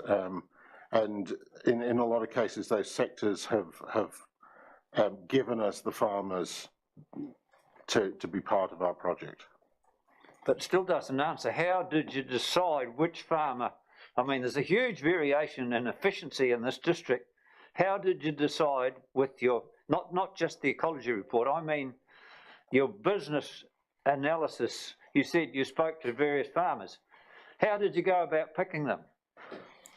So I'll need to get back to you on exactly the method that Richard used, but my understanding is that we have assembled a cross-section of farmers that are broadly representative of the Ashburton District. And another question, Mr. Mayor. I see they're talking about hydrogen at Rakaia. Have they not read that recent report that fossil fuel vehicles are 17% efficient, hydrogen vehicles are about 30% efficient, electric vehicles are 90% efficient? Why on earth would anybody want to go to hydrogen vehicles? Their efficiency is a fraction of what electric vehicles are. Why would we want to be tied up with anything to do with hydrogen? We all know to produce hydrogen is highly, highly inefficient. I think that's a commercial decision that the operators have made, but I think it's also based on the fact that EV technology isn't particularly useful in large-scale applications like trucks and big farm machinery. So my understanding is there are actually the operators, so the large-scale transport operators are moving towards a more hydrogen approach, given the cost of diesel and things like that, and the availability, long-term availability of those sort of things. And also, there are some commercial gains that I think it's safe to say this developer has made that enable them to produce hydrogen at a much more efficient level. Before I go to Councillor Latham, I have a question. The Intermetrics report, when's the next one due? In the next month or so, I think, Neil. Oh, yeah. Yeah. Yeah. So rather than bring it to a meeting with a report, if you could just circulate that as soon as it comes in to keep it fresh, would be. Yep, I'll put it into the Friday issue. Yeah, that sounds great. Thanks. Councillor Latham. Thank you, Mr Mayor. Page 71, are there any future budget implications that economic development would also like to signal the intent to make the agriculture portfolio advisor role permanent in the 23-24 budget? Why is that? I think what we found is that role is key. I mean, we're an agricultural district with our major industry sector is agriculture, and to have a unit that's not got some expertise in it from that sector, it seems to be missing the point a bit. At the moment, we've had that role funded from central government. Yeah. That funding will not continue in a long term, so it's funded under the EGF fund, the Provincial Growth Fund, which the $4 billion funding stream of government. That's not going to continue. We're now, they've downsized that to a fund called Kānoa, which is much more loan-based funding than grant funding. So we need to look at a different way of embedding that role and keeping the good work that, you know, the traction that we've achieved today going. So I'm just alluding to the fact that we are looking to make that role a much more permanent fixture. I don't know what that means in terms of dollars and cents from council and what we can source from elsewhere. But certainly we, you know, if we're serious about growing the economy here, we have to be serious about the agricultural sector and assisting that. And I know there's various views in terms of council's role on that, but I think the sector itself is very firm, and you heard a couple of them here at a recent workshop telling you the value of what the council was contributing to the facilitation of work that generally doesn't get done otherwise. So that's what we're looking to safeguard and build into our economic development team going forwards. Hamish? Thank you. Could I just assure the council that we'll look at that very closely if it does have to become permanent? Through Mr Mayor, without having the discussion around the merits of the role, this is just socialising the idea so that you've got transparency. Any new role will require a business case, which will come through firstly the exec team and then on to council for approval. So there is no there's no hidden kind of process here that sees that role develop into something that you're not happy with. So I just want to assure you that where the decision rests around any new permanent status to that work that Richard's been doing. And final question, Councillor Lovett. Yeah, just looking at people, farmers might think it is as local government starting to creep in, but what I was looking at is your presentations to farmers on the nitrogen report and the land use change. When's that going to happen? Because at the moment farmers are feeling very vulnerable, and and some of them are just about being pushed over the edge. You know, we've had a bad year here harvest-wise, and the weather, and I think, you know, going out, we have to be very careful how we do this, that we don't push them too hard. There's a few farms up for sale at the moment, and, you know, the farming community are very vulnerable, and I'm just, you know, when are you planning to go out? So the nitrate report's been presented to the industry. So it was presented to farmers at the end of last year, and it was well received. The feedback we had was there was an appreciation of putting some science in front of them that wasn't just a big number. It started to show what was needed to be done. That's what the working group are currently working to try and activate now. So we've got yeah, and you heard from a couple of those people at the last workshop. So, and in particular Hamish Meyer, who talked on the work that we're doing alongside farmers. We're very cognizant of the impact on farmers over the last, certainly the last 12 months, but probably longer than that. And the excellent work that was done around the welfare and the mental health of farmers by Ruralco, was it? So, yeah, so working very much, very aware of the stress that people are under.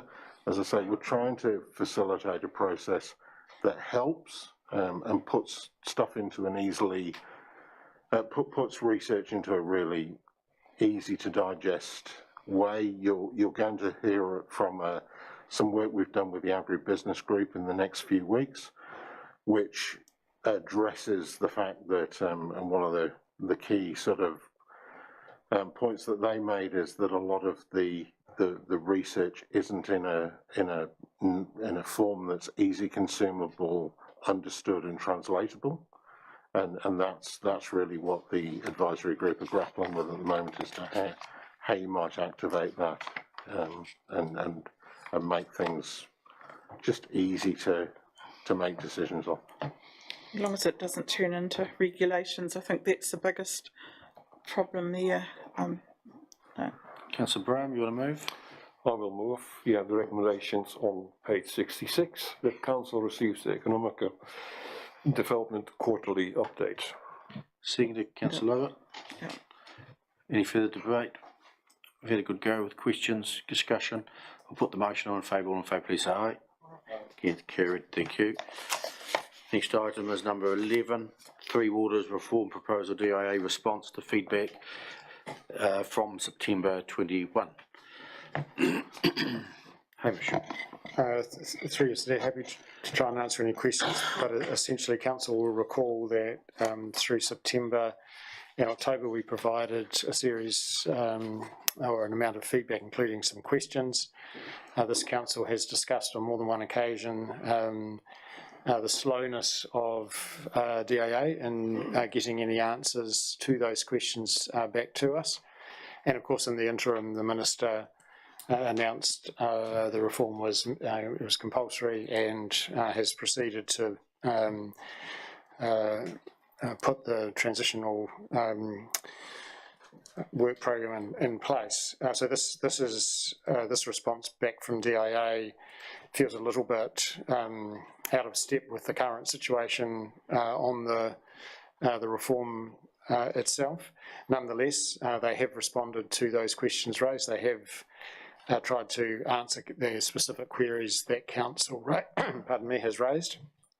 And there's some reference in there to the work of the working group on the transparency, accountability and representation that Mr. Doug Martin led and was announced over a month ago. So this is now before you for your information. Happy to respond to any questions, Mr. Mayor. That's questions, Councillor McKay. Councillor Mackay, question? I've got two, Mr. Mayor, if that's all right. The first question is, can I please thank you and the Chief Executive for all the work you've done to represent us in Wellington. It must be difficult on the changing policy or the changing format how government operates. I go back to where they said that they were going to have no expectation of councils needing to decide whether to opt in or out. In October they got worried, they mandated it. Now they're trying to, through a email that the Chief Executive has put some précis in, which has been most helpful, they are going to try and hoodwink us by giving us a few dollars to do whatever we wish to in this district. So please may I thank you for that, if that's okay. I don't think there's an answer required for that, but there could be an answer required from the email I have received, or we all received from the Chief Executive, which neatly precedes everything, and it was great that he sent this out because it clarified my mind anyway. It's got in the email, water services entities to support the smooth transition of assets, liabilities, information and staff to new entities, assisting in the preparation of initial asset management plans to ensure continuity of investment. My question from that statement is, what projects that this council has in mind through the annual plan and long-term plan will fall by the wayside or not get completed while your staff, Mr. Chief Executive, answer all this question, which to me is going to need our doing staff for at least a year. So what's going to happen to our projects? Are they going to fall off, or what's going to happen to them? Because I really sympathise with you. You need twice the staff to carry out work that the government has decided that we should do to make their policy work, and every so often they change the boundaries. So I really think you're up against it. But have you given it any thought, and what will it mean to the projects of this council for the people? Thank you, Councillor. Through you, Mr. Mayor, that particular statement that you've read out was a clause contained in the Heads of Agreement. It was signed between the government and Local Government New Zealand as far back as July last year. And that was essentially outlining a process, but also acknowledging that the government was going to contribute $2.5 billion to councils as part of the transition process. And you can see from that particular clause you read out that in order to qualify for a portion of the $2.5 billion, and remember, this council share was calculated as $16.8 million. In order to qualify for that, there was a clear statement in the Heads of Agreement that it would only be available to those councils that assisted and cooperated and worked nicely with the transition to the new entities. And so that was the reason for me highlighting that particular clause, because the first opportunity to apply for money from that $2.5 billion was announced this week. And they've established a process for that, for applications for that funding, the first portion of it, the first 500 million of it, to follow in order to qualify for some funding. So that was a reminder of the, I guess, the tags to that funding, if you like. In terms of your actual question, Councillor, I think every Chief Executive in New Zealand, certainly all I've spoken to, is concerned about the dramatic impact on our staff from the Three Waters Reform Programme. It's primarily borne by our asset team, but we currently have our assets team, our finance team, our IT team and our people and capability team all involved in one way or another with information requests from the National Transition Unit. And you are right to highlight that there has to be an impact on BAU, on our business as usual, because it's all the same people that are collecting that data for the Crown that would be planning and designing and doing the current work on our books. So it's a significant issue that is troubling me greatly. It's very hard to see a solution because in the end, even if there is adequate compensation for the time we spend on that work, it's still the same people tied up not doing the other work. So the compensation is nice, but it doesn't free up anyone to do our own work. Equally, there is simply an amount of this work that needs to be done by people who know our systems and are already in our business. So no amount of taking a compensation check and hiring a consultant will solve the problem. So there is some inevitable pressure across our organisation, but I repeat, across the whole local government sector, because Ashburton in this regard is not unique or special. We're just under the same pressure that everybody else is. And I can see only one consequence, and that is that our business as usual suffers. Because I'm sure there's a lot of good reasons to cooperate with the transition. And I think that's what we should do from a staff point of view. But the consequences on time and effort and resources is significant and real. So we can highlight the problem very easily. There is no easy solution. Which particular projects might suffer, I haven't got a clear description of to answer your question here today. But as I say, there is people right across this business, not just the asset team, that are impacted by the work required of the Three Waters reform. Equally, I cannot see how the three water entities can be formed and be successful and continue to provide our communities with clean water unless we cooperate. Because on day one of the new entities, we won't be in charge of water and someone else will, and if they don't know anything about Ashburton systems, haven't got any of our data, none of our people are in key roles because we took no part, I can't see how that's a fantastic outcome for both our staff or this community either. So very easy to highlight the problems, haven't got any brilliant suggestions.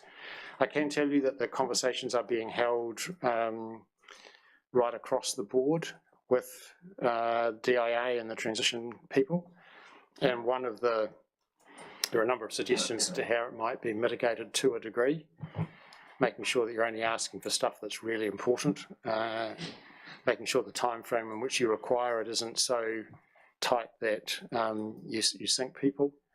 Perhaps there's another way to get that information via IT rather than people. So there are some ideas to mitigate it to a degree. But as I sit here, I can see no alternative to some impact on our own business.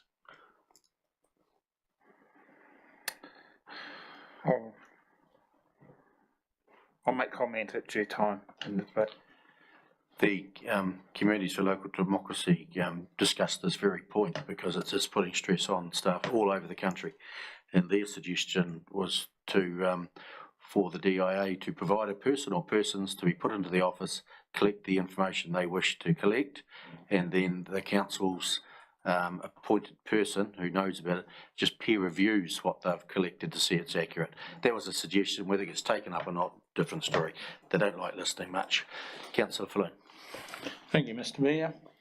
Thus far, DIA have spent $13 million on consultants on this Three Waters project. Three accounting firms got $3.5 million, so I'll leave it up to your own imagination what WICs have charged them for all the consultancy that they've done. The question I have, though, is we're being asked to supply all this information. Can councils direct their staff not to supply all this information unless we are given some help, as per the suggestion the Mayor just made, to do so? And if councils were to do that in concert, they would then find out that there is a depth of not opposition to what they're trying to do, but how they're trying to do it. Hamish? Through Mr. Mayor, I don't think you can directly instruct the staff because that's not your role. You could instruct the Chief Executive to do something or another. So the issue would be with your Chief Executive rather than commanding staff directly. In terms of if that instruction was issued through the Chief Executive would be put in a very difficult position I know I'm talking about myself here, but they would be, because the staff, this is their future. If you assume that the reform is going to take place, unless our people contribute and have input, then we would be denying them the opportunity to be involved. We would be denying the community the opportunity to be the best prepared for the new entity. If our asset management plans and our infrastructure and our systems weren't known to the entity because we didn't cooperate. And then there's the small matter of $16.8 million. So I'm not sure that is the right approach or the best answer, and it certainly wouldn't be one that I as Chief Executive would be advocating for. In terms of an alternative arrangement whereby there might be a consultant that would come down and do the legwork, that might help. We have enough experience in our lives to know the first thing a consultant will do is they'll beat a door to the staff member to ask where they get the stuff and how to find it and to how to interrogate it. So it's not as easy as just someone swanning in and us doing a bit of peer reviewing, sadly. Those very consultants will be making themselves known to the very staff who are already flat out. So it might help to a degree. It won't solve it completely. It's the same thing as compensation. Even if there is compensation for the staff time, what does that?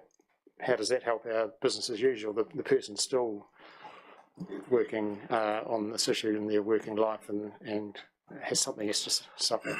So complicated, difficult issue, but not as simple as saying we won't cooperate, in my view. I think they're starting way too early. If this goes ahead if it goes ahead and it is handed over on July 1st, 2024, then they can start the transition because all those staff will go over. It'll be business as usual, and then the new entity, if it is so put in place, would start their transition from 2024 onwards. Makes sense to me, and leave us as we are until that time. Councillor McMillan. Thank you. We spent a lot of time getting these questions together in September, and then I think the Mayor and the councillors, we had a Zoom call with the Deputy Prime Minister, I think it was in December last year, and the Mayor asked him, why haven't we had the answers back yet? Is there any reason why it's taken so long when everything else is in a hurry? I don't like to presuppose the DIA's priorities, but they had 67 councils asking questions, and they have a minister who wants to achieve the reform. And so I imagine they have put an amount of energy into the transition to the minister's reform proposal and some energy into answering all the questions. So all councils got answers to their questions at the same time? Correct. Yeah. As far as I know. Councillor Cameron? Just a quick question. We put in our questions, and one of our concerns was local representation, like how would we be locally represented on such a big water board? And they'd come back and they said they're going to have regional water boards, or mooting this from the advisory group, and we're going to have sub-regional water boards that'll report to regional, that'll report to the big whatever. Do we have any insight into what those sub-regionals would be, or those regional water boards would be, and do we have 100% say on our water, you know? No. So, I'm sure that's the answer. The short answer is you won't have 100% say on your water. The regional representative group is the body that holds the board to account, the board that runs the new entity. So there's the board, merit-based, with certain skill sets. The regional representative group is the 50-50 governance vehicle, 50% local government that are involved in the entity and 50% mana whenua. And they know that that's a distant representative link for many communities. They're deemed suggested to be 6 of each, so 6 council reps, 6 mana whenua for entity D. And that's a very indirect link from communities. So they're starting to talk about these sub-regional representative groups whereby, let's say, Canterbury might be a sub-regional representative group, which will also be Mana Whenua and council involvement.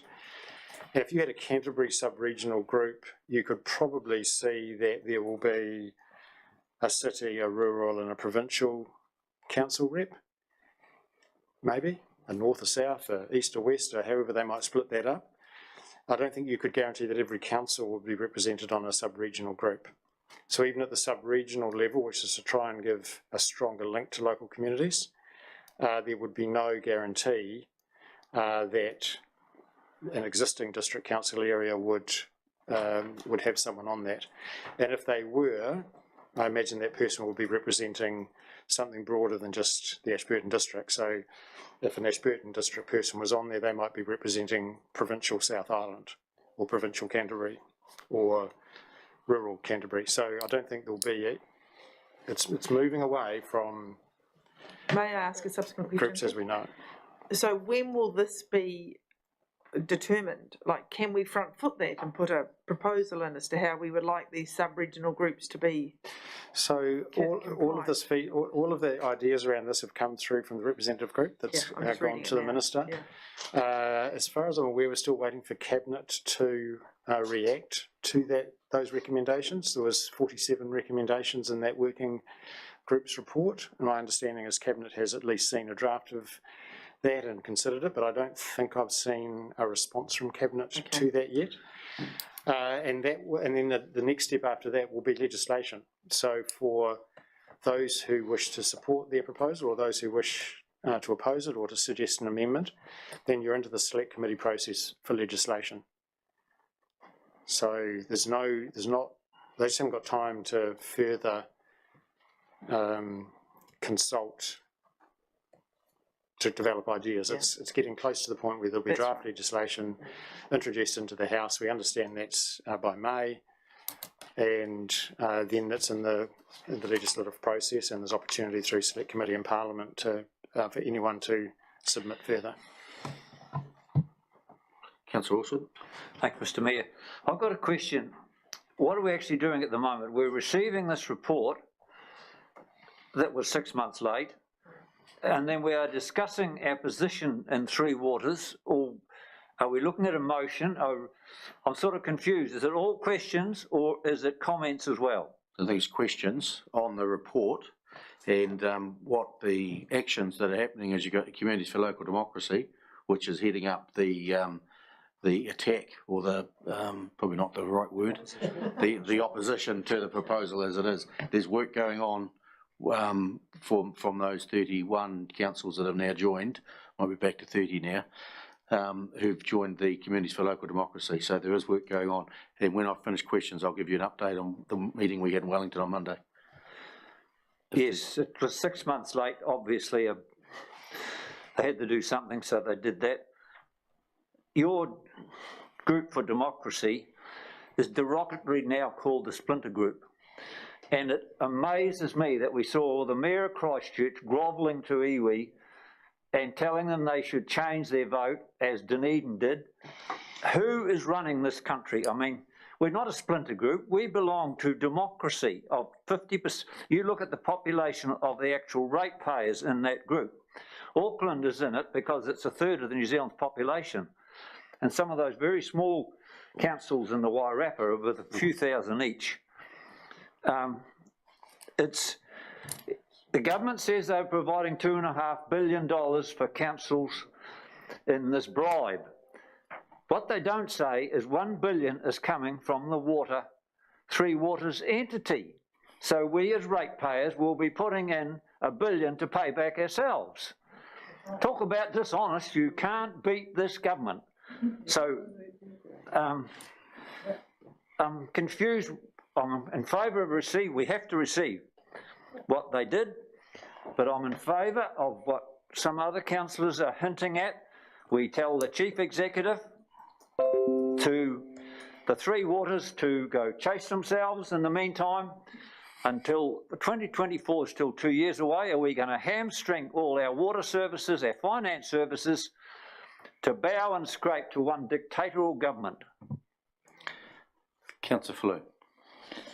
just to leave the politics aside, I'd just like to come back to the recommendation and move the recommendation if there are no further questions. Take the recommendation you moved. But I would add that, to quote Councillor Wilson, this is one of the best examples of cut and paste I've seen in a long time. Seconded. Councillor McMillan. We'll put the motion that we receive that. Councillor Mackay. Mr Mayor, I move an amendment that we stay with the recommendation. That we say that again? I move an amendment, and the amendment is that we stay with the recommendation. We are staying with the recommendation. No, we're not. The motion said by Councillor Floon was the recommendation plus the best cut and paste job we've ever seen. The recommendation is the recommendation in the box we have in front of us. Thank you. The cut and paste was a comment. I'll put any further debate. I'll put the motion in favour. All in favour, please say aye. Get carried. Thank you. Just while it's live, they met with Minister Mahuta on Monday in Wellington, as did there was about 22 other mayors there, 22 other mayors and CEs and support staff. We met with the Minister for, we had a good hour talking with her, half hour talking and then half hour feedback from her. I think she listened. Whether she took anything on board, I'm not sure. Time will tell in the next wee while, but she certainly did. She certainly did listen. We also, when that meeting concluded, we had a meeting with the Green Party, the two ministers there, Shaw and Davidson, and it was another good discussion, better outcome, I think. We presented a document which I've emailed you all this morning. They've had a chance to read it yet, but that was what was presented. And the Green MPs were a little bit short on information. They didn't fully understand, so the Communities for Local Democracy is going to fill those gaps in for those Green MPs. They had the bones of it, of the structure, but they didn't have all the detail that was in. They did have some misinformation which they thought was correct, which is not. So they will get the correct information, and they will decide what they want to do with that in the future, whether they support government and the legislation or they don't. Being Green MPs, they don't support large businesses, and these four entities would be on their own the largest businesses in New Zealand. It's not a Green philosophy. So whether they support or not when it gets to the legislation stage, time will tell. Obviously the government's a majority government, they could pass it without them, but I think they would want their partners with them. Communities for Local Democracy did put a 10-point plan to the Minister Mahuta. She said she would look at it and consider. Time will tell as whether it happens or not. The biggest part in there was pause. Give us time to get the regulator in place, see if the councils can meet the regulations, which haven't all been finalised yet. They're still building that aeroplane as it's flying. So, yeah. So give it time. There's a little bit of disparity with mana whenua, bit of confliction there. That'll work through. Hence another reason just to pause and let's get that area sorted out. With there's a bit of misunderstanding, I suppose, is the word there with mana whenua. So time to pause and just get that relationship rebuilt back to where it should be. So we're all on the same page. So yeah, all in all, a reasonably good meeting, I think.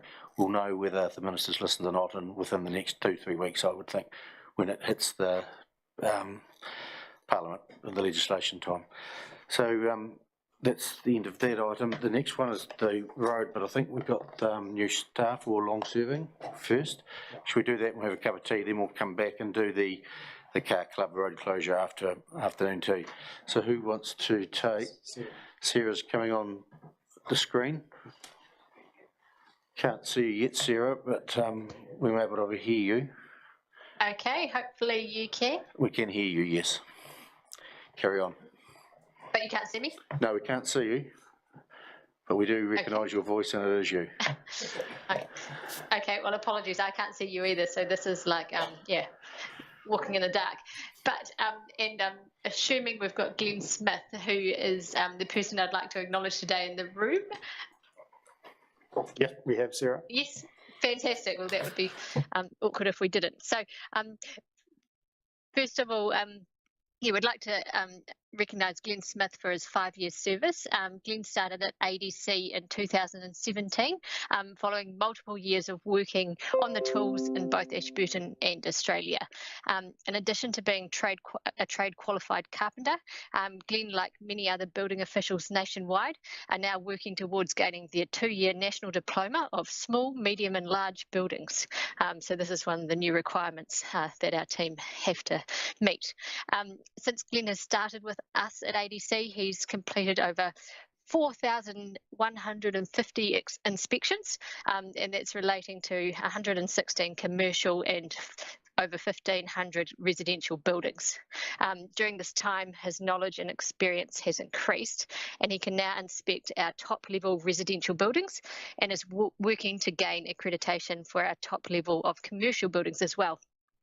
To this end, he is our main inspector for the Kmart project, and his work is being supervised, and then evidence is collected from this time, which will support his future accreditation assessment. So in addition to Glenn being a great team member, and on behalf of council, including your manager, we'd like to thank you for the laughs, the banter, all the work you've performed over the last 5 years, and would like to say, bring on the next 5 years. So thank you very much. And if you could just walk forward, if you're not already there, to get your little gift.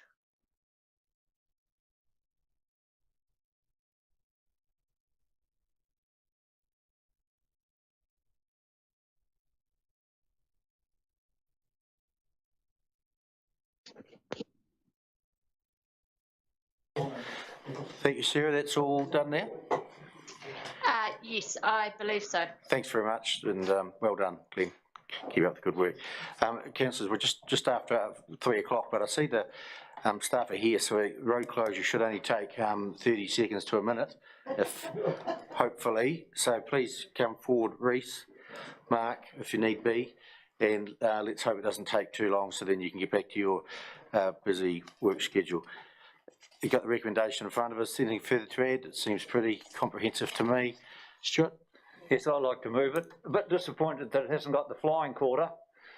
30 years ago, I've been down there in a flying quarter as well as a standing quarter, and I'll have much pleasure in moving the recommendation.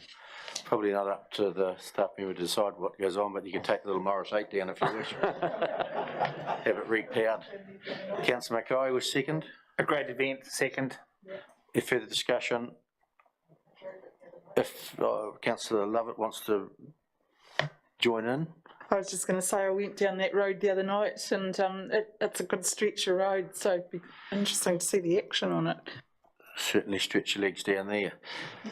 I'll put the motion on in favour. All in favour, please say aye. Against, carried. Thank you. Council will break now for a cup of tea. Whoever wants to stay.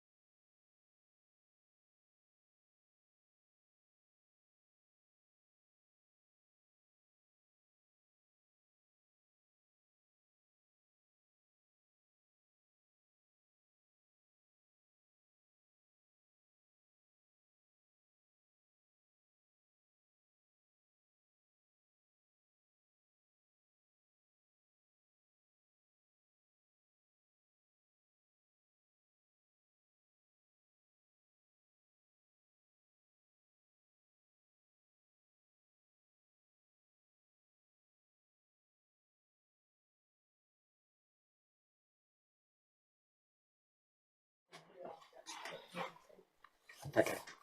Thank you, councillors. Welcome back after the afternoon tea break. And I've been informed over the tea break that as water gets warmer, it does expand, so according to our friend Google. So that's dispelled that myth. It also expands when it freezes as well. Yeah, so there must be a happy spot in between when it shrinks. Next item on the list is item number 13, and it's the financial reports. We have Erin here with us. Councillors, do we want to look at the 31 January report or go straight to February? We'll go straight to February. And that is on page something. Sorry, I'm just scrolling frantically. 125, thank you.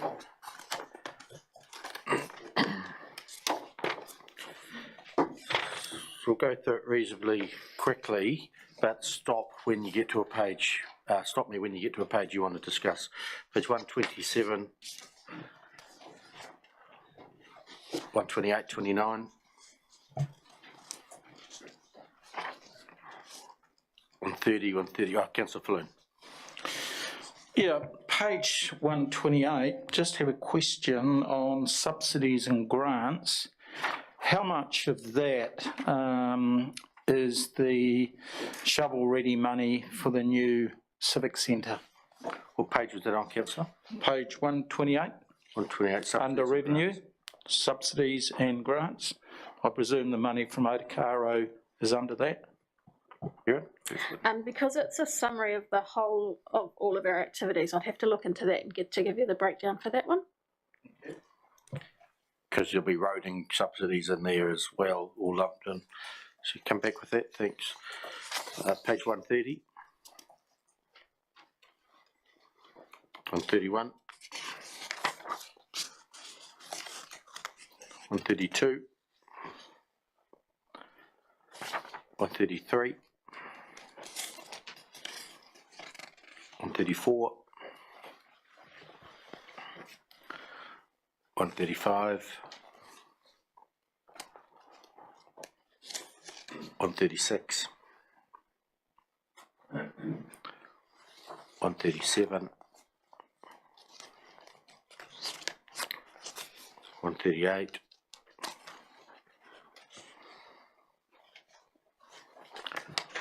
139. 140.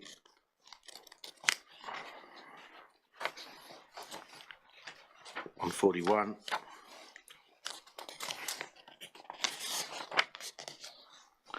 142.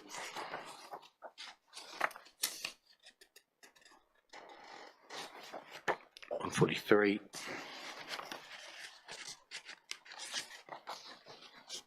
144.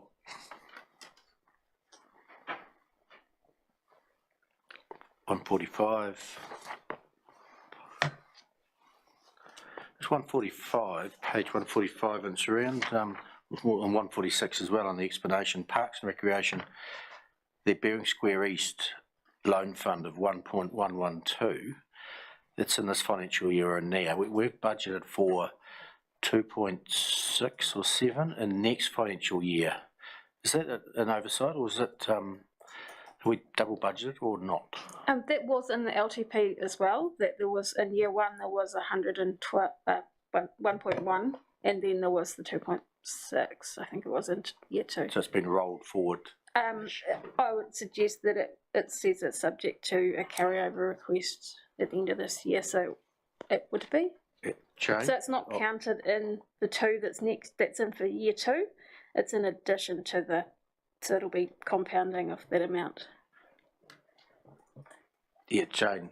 Yes, that was deliberate based on the advice we got from the project managers and the architects in terms of when the expenditure would actually occur. So that's going to be going out for tender before too long, and then the work starting, but the bulk of the work will be in the following year. Yeah. So in the budget going forward, which we adopted today, the draft, it's got 2.7 in it, I think, for Bering Square East. Yeah. So you would add this 1.1 to the 2.7. I know you won't, but is that the way it's written? That will be pretty much spent in this current financial year. So the question would then be, is the budget for next year correct? Yeah.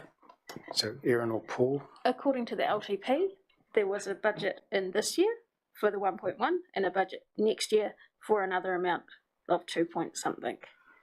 So it's not in addition to, it's year 1 and year 2. Which gives a total for that project of? 3 point something. 7. Depending, I don't think, roughly. Mr. Mayor, I've got concerns. I understand the issue. Can we please get back to you as to how we're dealing with that? Okay, sounds good. We'll just firm that up as to what we've got there. Page 147.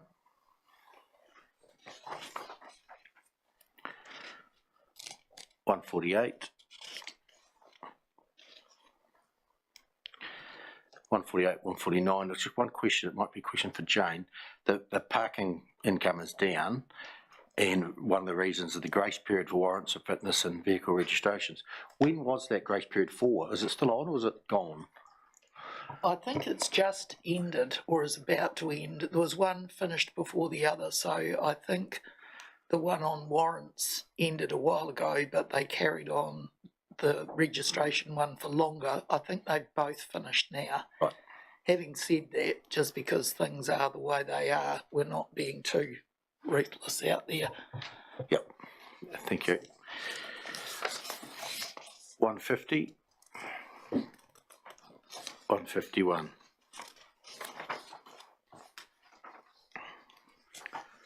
152. John. Question and comment. Basically, I see our shares have gone up by $50,000. What have we increased our shareholding in?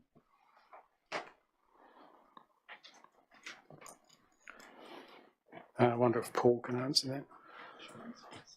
Paul? I would imagine it could be LGFA Yes, that would funding. be correct. There'd be a change in the equity holding for LGFA. Yep, because of the loans. Which leads me on to the next question. Our work in progress between 1 July and 28th February has increased by $29 million, which is a fair amount of money to spend. But the good thing I note is that our external loans still remain at $70.6 million. So what we've done, due to good cash flows and some subsidies and grants, we've actually been able to spend $29 million without increasing our debt at all. It took a little bit to work out where this money had actually come from, but basically the money has come from, we've run down our cash resources by $1.9 million. We've got depreciation in there, which is $11 million, which, as we know, is a non-cash expense. And we've also got a surplus in there of $13 million. So pretty much we've done a very good job at looking after our cash resources in the first 8 months of the year. Agree? Yep. Thank you. Page 154, which is the borrowing by activity. Just one comment there. Under wastewater, we've got a $17 million loan external and a 2.7 internal. When are we converting the internal to external? And there's discussion with whether we're converting our internal to external at this stage. That's a discussion between Paul, myself and Hamish. So we will have to have a bit of a meeting about that one. So there's reasoning for the wastewater one to be done. It being part of Three Waters, doesn't want to be an internal loan sitting against wastewater. No, although through Mr. Mayor, we believe that internal debt will be assumed now by the new water supply, water services entities. So there was a time in the early stages of their development we didn't know whether internal debt would qualify as debt, and so we were starting to ensure that the correct debt was on each activity, we understand now that internal debt is still debt and will still be picked up. So now the question about whether we continue that program is to make sure that that it's financially advantageous to council to continue that, and as it's always a balance between the various interest rates for lending and investing that needs to be taken into account. So that's the conversation we need to have next. Okay, thank you. Page 155. 156. And then we get into the detail of the 157 on the EA Network Centre. On 157 and 158.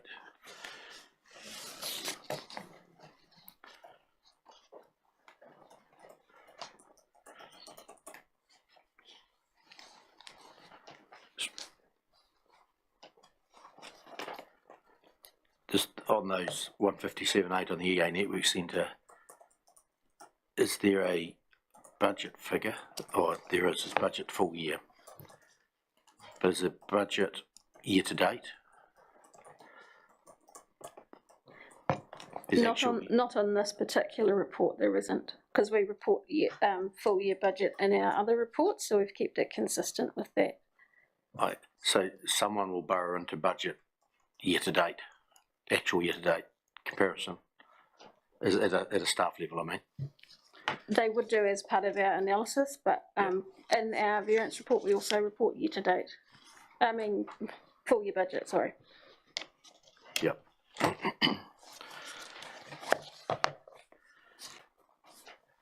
Okay. Any further questions, councillors, at the end of the financial report? Could I have a move and a second that we receive the January and February financial reports? Councillor Lovett. Councillor Latham. We'll put the motion on favour, please say aye. Councillor carried, thank you. Thanks, Aaron. Item number 14, the Mayor's report. Any questions? There was a recommendation there. We'll handle the recommendation first, that the Mayor be authorised to have the Council's proxy vote at the Local Government New Zealand Annual AGM 2022 and the Deputy Mayor be the alternate proxy. So I'd like to move. I'll move. Councillor Mackay, seconded Councillor Cameron. All those in favour, please say aye. Carried. And at the conference, rather, not the AGM, the AGM is going to be virtual, so we can all attend that. And they're on two separate dates. So we have the ability for one councillor, because the conference is in the North Island, there's ability for one councillor to go. Any thoughts on who that councillor would be? The Deputy Mayor and myself are going. Any thoughts on what other councillor would like to go? Councillor Mackay? I move Councillor Wilson because of his long service, and he was a chairman of the committee before we did away with them, etc., etc., etc. Councillor Wilson, it's a nomination there for yourself. No, I'm not. I'd rather go to Zone 5 and 6 or rural and provincial than. I've been to 2 or 3 national ones and they bore me to tears.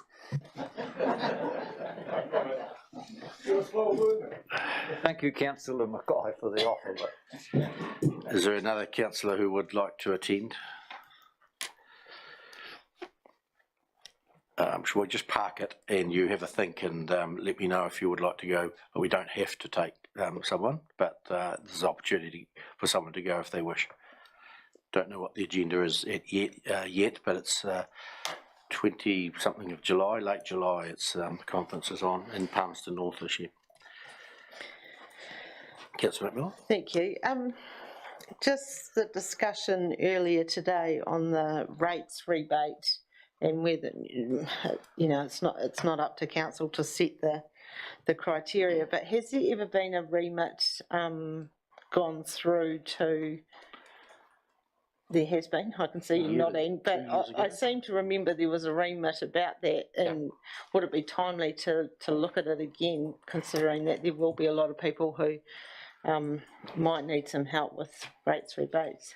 Through Mr. Mayor, certainly it's the time is now to try and attract interest in such a remit. The thing to remember about the rates rebate scheme is that the balance of the rates is paid by the government. So what you're really asking for is a greater government contribution to the rates for those people struggling to afford their rates. So it's simply a request to government for funding in reality.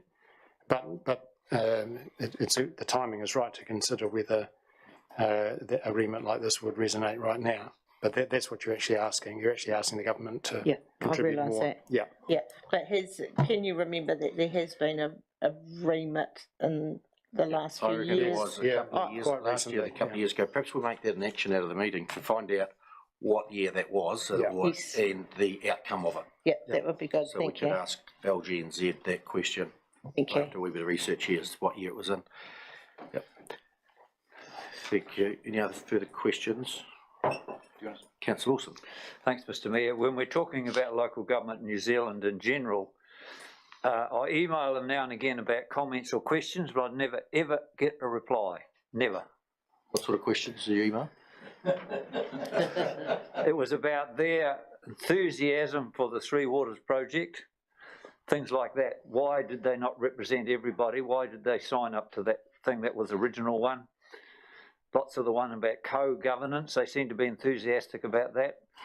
Lots of things that I thought they would have, as a councillor, they should reply, but they never do. Yeah, I think sort of separate subject, but similar. Communities for Local Democracy is probably going to be putting a remit to Local Government New Zealand to change their stance on their Memorandum of Understanding, because the councils that have joined Communities for Local Democracy have the democratic power to change things because of the numbers. So there could be a remit coming through to have some change with LGNZ as a suggestion, as has been a suggestion on Monday. Steve, did you have some?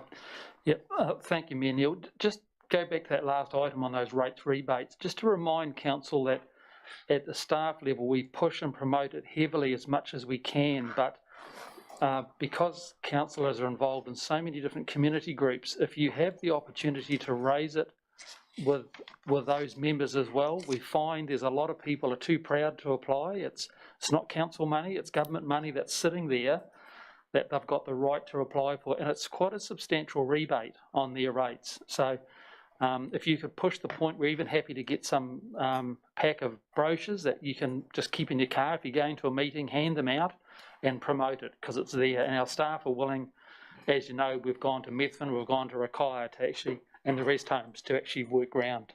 So it's just a point I wanted to raise. Thanks, Steve. And I think the maximum was up to $600. Yes, it's quite substantial. Up to, yeah, quarter of your rates in some cases. Some cases, yeah.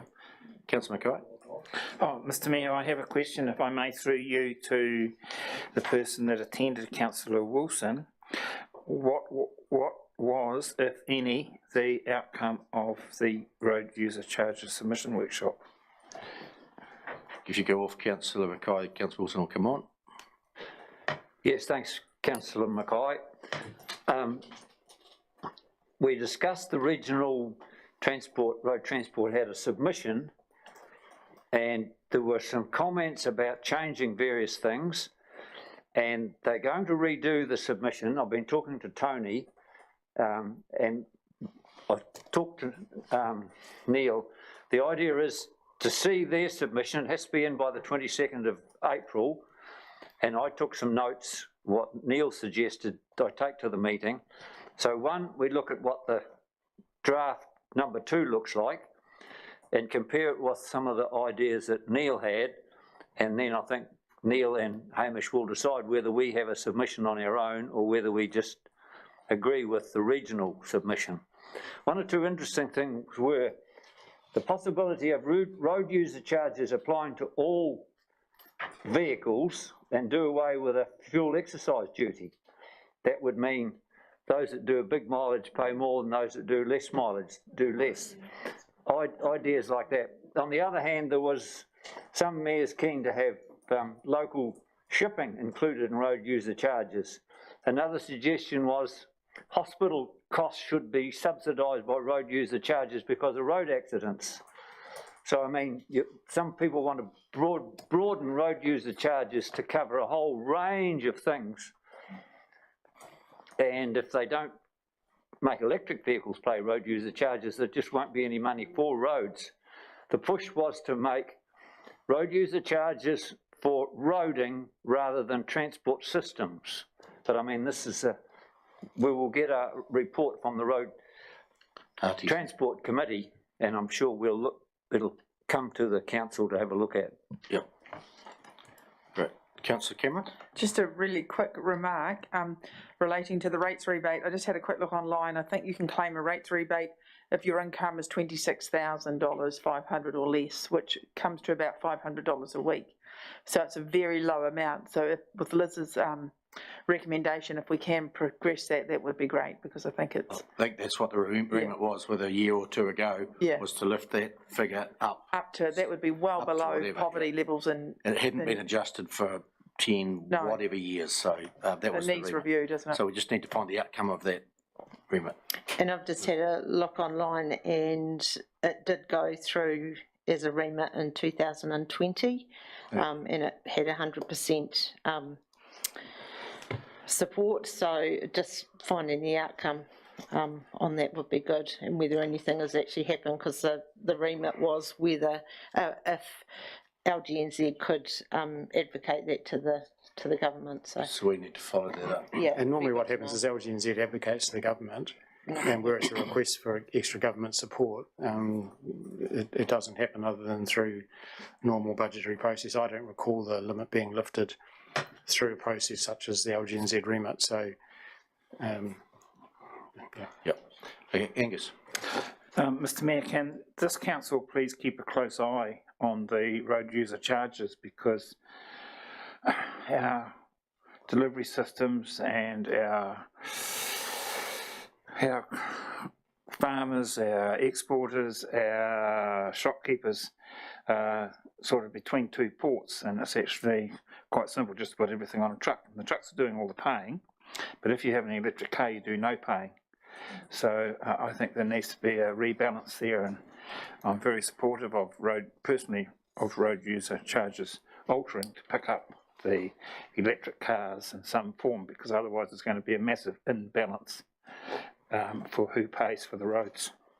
Correct. Thank you. I'll move that we receive the Mayor's report. Second it. Councillor McMillan. All those in favour, please say aye. Carried. Thank you. That takes us to the end of open business. Could I have a mover that we move into committee? Councillor McMillan, a seconder. Councillor Rawlinson. All those in favour, please say aye. Carried. Thank you. Now in committee. Thank you, Jonathan.